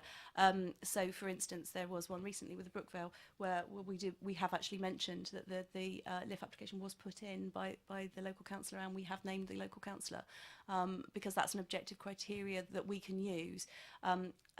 As the leader said, it's difficult to understand how my team would understand the involvement of which ward councillor, and particularly if there is some disagreement as to that could be difficult. But yeah, we can take away the points that have been made tonight, obviously. Councillor Robinson there. Thank you. I think the point on LIF applications raises its own question actually about the way that LIF works, and that if a councillor doesn't know that a LIF application's gone in their ward and is about to be decided on, then that's a different issue entirely, and that's something that probably rests with the people who are assessing the applications. So I think that councillors should know if something's been submitted in their ward. They should just be said that something, if an application is submitted in my ward, if I hadn't done it myself, if say a village hall group had put something in, I'd like to think that by the time that had gone through the decision-making process to get to a decision, which probably takes 6 months to a year, at some point somebody might have let me know. I think that's a different... Okay, I'll give you a chance to come back. I think that, but I think on Sarah's point about making sure that people are involved, I think the 24 hours point is helpful. I think I completely take Councillor Sanders' point, because you're right. You know, not all of us look at our emails all the time. Some of us have other things to be doing. But I think, you know, if where possible, 24 hours in advance, you know, somebody from the comms team could say, I'm pulling together an article on this. If you can send me a quote by the end of the day, because I'll be writing something on it tomorrow. If they do, great, and that can be looked to be included. And if they don't, then tough luck, they've missed the boat, because that's how comms works. I don't think anybody would have a particular problem with that. And I think where 3-member wards are concerned, that'll work in its favour, because if it sent an email to all 3 members saying, you know, if one of you would like to provide a comment, one does, one doesn't. If all 3 provide a comment, you know, you can, dare I say it, so, you know, there's only room for, you know, hopefully they'll be able to work it amongst themselves, and if they're all at diametrically opposed positions, you'll say it's gone out as a council press release, and if you want to contact the press off your own bat, then you can do so. Okay. Councillor Sanders wants to come back because you think you were misunderstood. Well, I think because I wasn't actually saying that if applications will go in without the knowledge of a ward councillor, so my understanding of it is you have to, all LIF applications have to be signed off by the ward councillor before they go in. It is simply, there's a big difference between somebody who actually originated the application, put the application in, and somebody who just signs it off at the last moment, because that is the process that we utilise. Okay, thank you for the clarity. Councillor Cousins. Thank you. My question's in two parts. First of all, it's just a question to the leader, just to help reaffirm my understanding of LIF application, because I think taking the LIF application is a good place to start, because it's a sort of process that everybody hopefully understands, and it's for the promotion of good things in the community. So with the LIF application, leader, just remind me that it's ultimately the portfolio holder that takes the decision, but doesn't it have to be approved at Cabinet?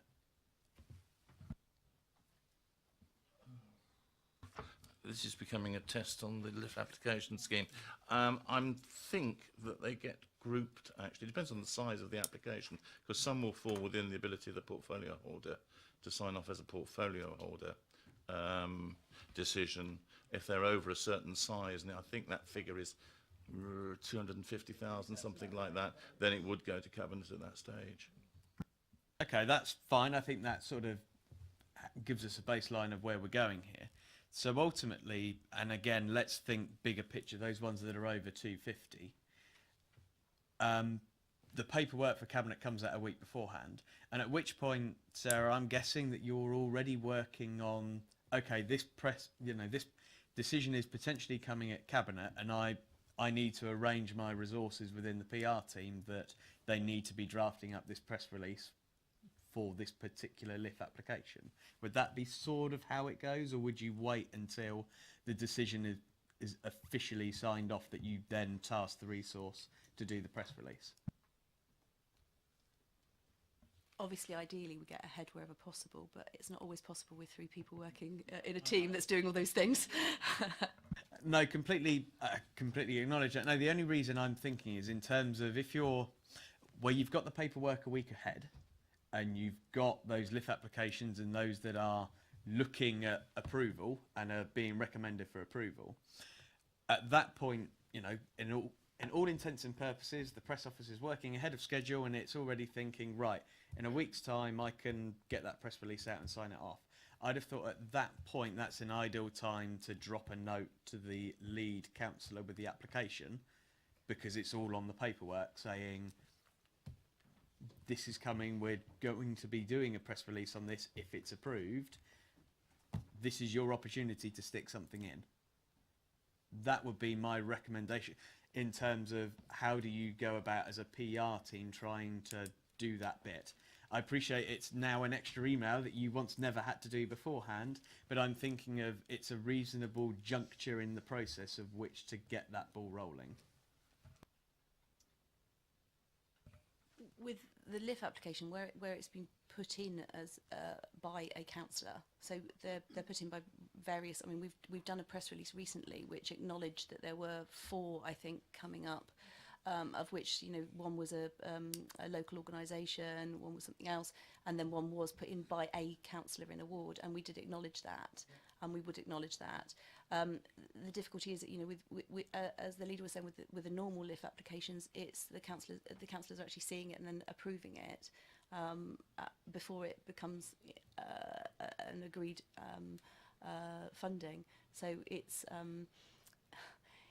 it would work where it works. You see what I mean? What I'm looking for is a criteria that I can go back to my team and say, these are the guidelines you work within.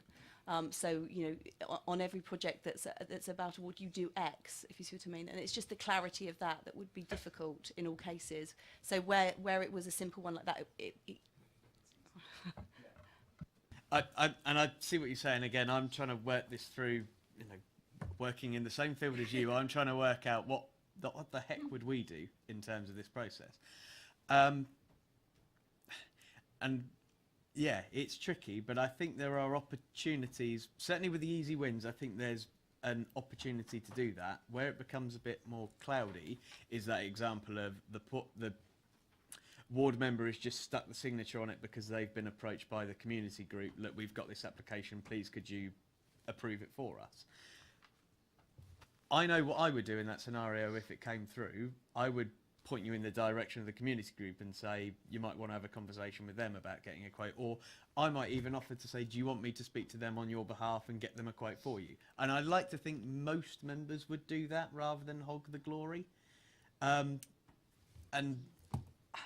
I think the nods of heads would sort of point that that's what they like to do, and I appreciate it's one thing hearing it and one thing actually it being in practice.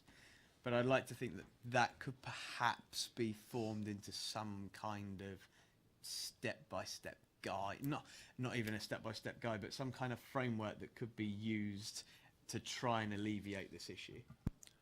I'm going to take Councillor Capel and then Councillor Bean, and then probably draw it to an end, because I think we're just going to say the same things. And going on from what Sarah said, I think if a bit of work can be done, perhaps in conjunction with the Vice Chair, just to help, inverted commas, with the criteria that Sarah's been talking about, and see whether they make any sense to her or not in her team, then we'll, yeah, I know. And, well, I mean, I'm looking to my expert on the right here, it's okay, and we'll do a bit of work on that anyway, but Councillor Capel and then Councillor Bean. Thank you, Chair. Two key things that I've taken away from this discussion tonight is that, both from the visiting councillors and from views around the table, is two things that we're wanting to see more of, it feels. One is the ability for ward members to engage with the press release, however that may look. And secondly, the bit I took away from the visiting councillors speaking was actually when they've been involved with a project from its inception, that actually to see a cabinet member taking what appears to be in the newspaper, the glory for that, for want of a better phrase, doesn't feel right. But actually, so then moving the process forward in the right direction to try and accommodate both of those, we need to ensure that the corporate comms team have a uniformed approach. It's not in this scenario, with a LIF application we could do this, and if it's in this scenario we could do that. Actually, that creates havoc from what I've been picking up across the rooms. But actually, back to the principle that was raised a few moments ago about if we were informed 24 hours or a certain time frame before any press release was given by the council, by the team, then we have the opportunity to contact the press ourselves. So if it was a guideline that actually you will be informed before it's published, and you therefore have a categorical right to approach the press yourself, that addresses item 1, which is ward members being able to participate far more. So that's a tick as far as I can see.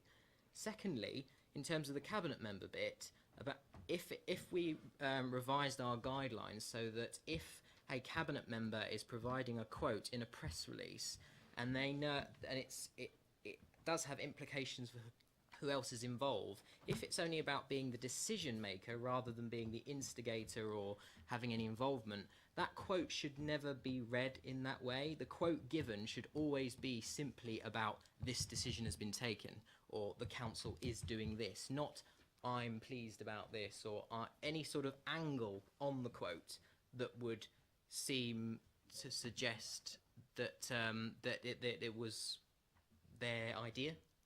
So if there was a sort of a standardisation of how the quote was portrayed, that would address the cabinet issue for me. But equally, the ward members also then have the opportunity to approach the press themselves. So those are my thoughts on the discussion. Okay. Thank you for that. Councillor Bean, finally. I don't have anything to add, Chair. It was just merely, I think you've recognised anyway, but there's a lot of repetition now, and just drawing this to a conclusion and what the next steps may be. Okay, I probably did that too early, really, but simply I think Sarah's taken on board, I know she has, sorry, everything that's been said, really, and within the limitations of, the resource that she has available, I think she'll have a look at that again. We'll try and help, I think, following the notes of the meeting that we get, the minutes of the meeting, see whether there are some supportive comments that we can make, and Councillor Capen's summary at the end, I think, is helpful.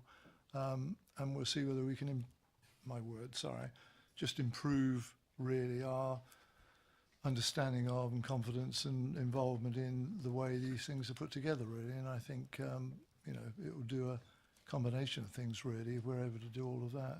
Did you want to finally come back, Sarah? If we could just mention residents somewhere in our... Oh, I do beg your pardon. You've said it enough times for me to...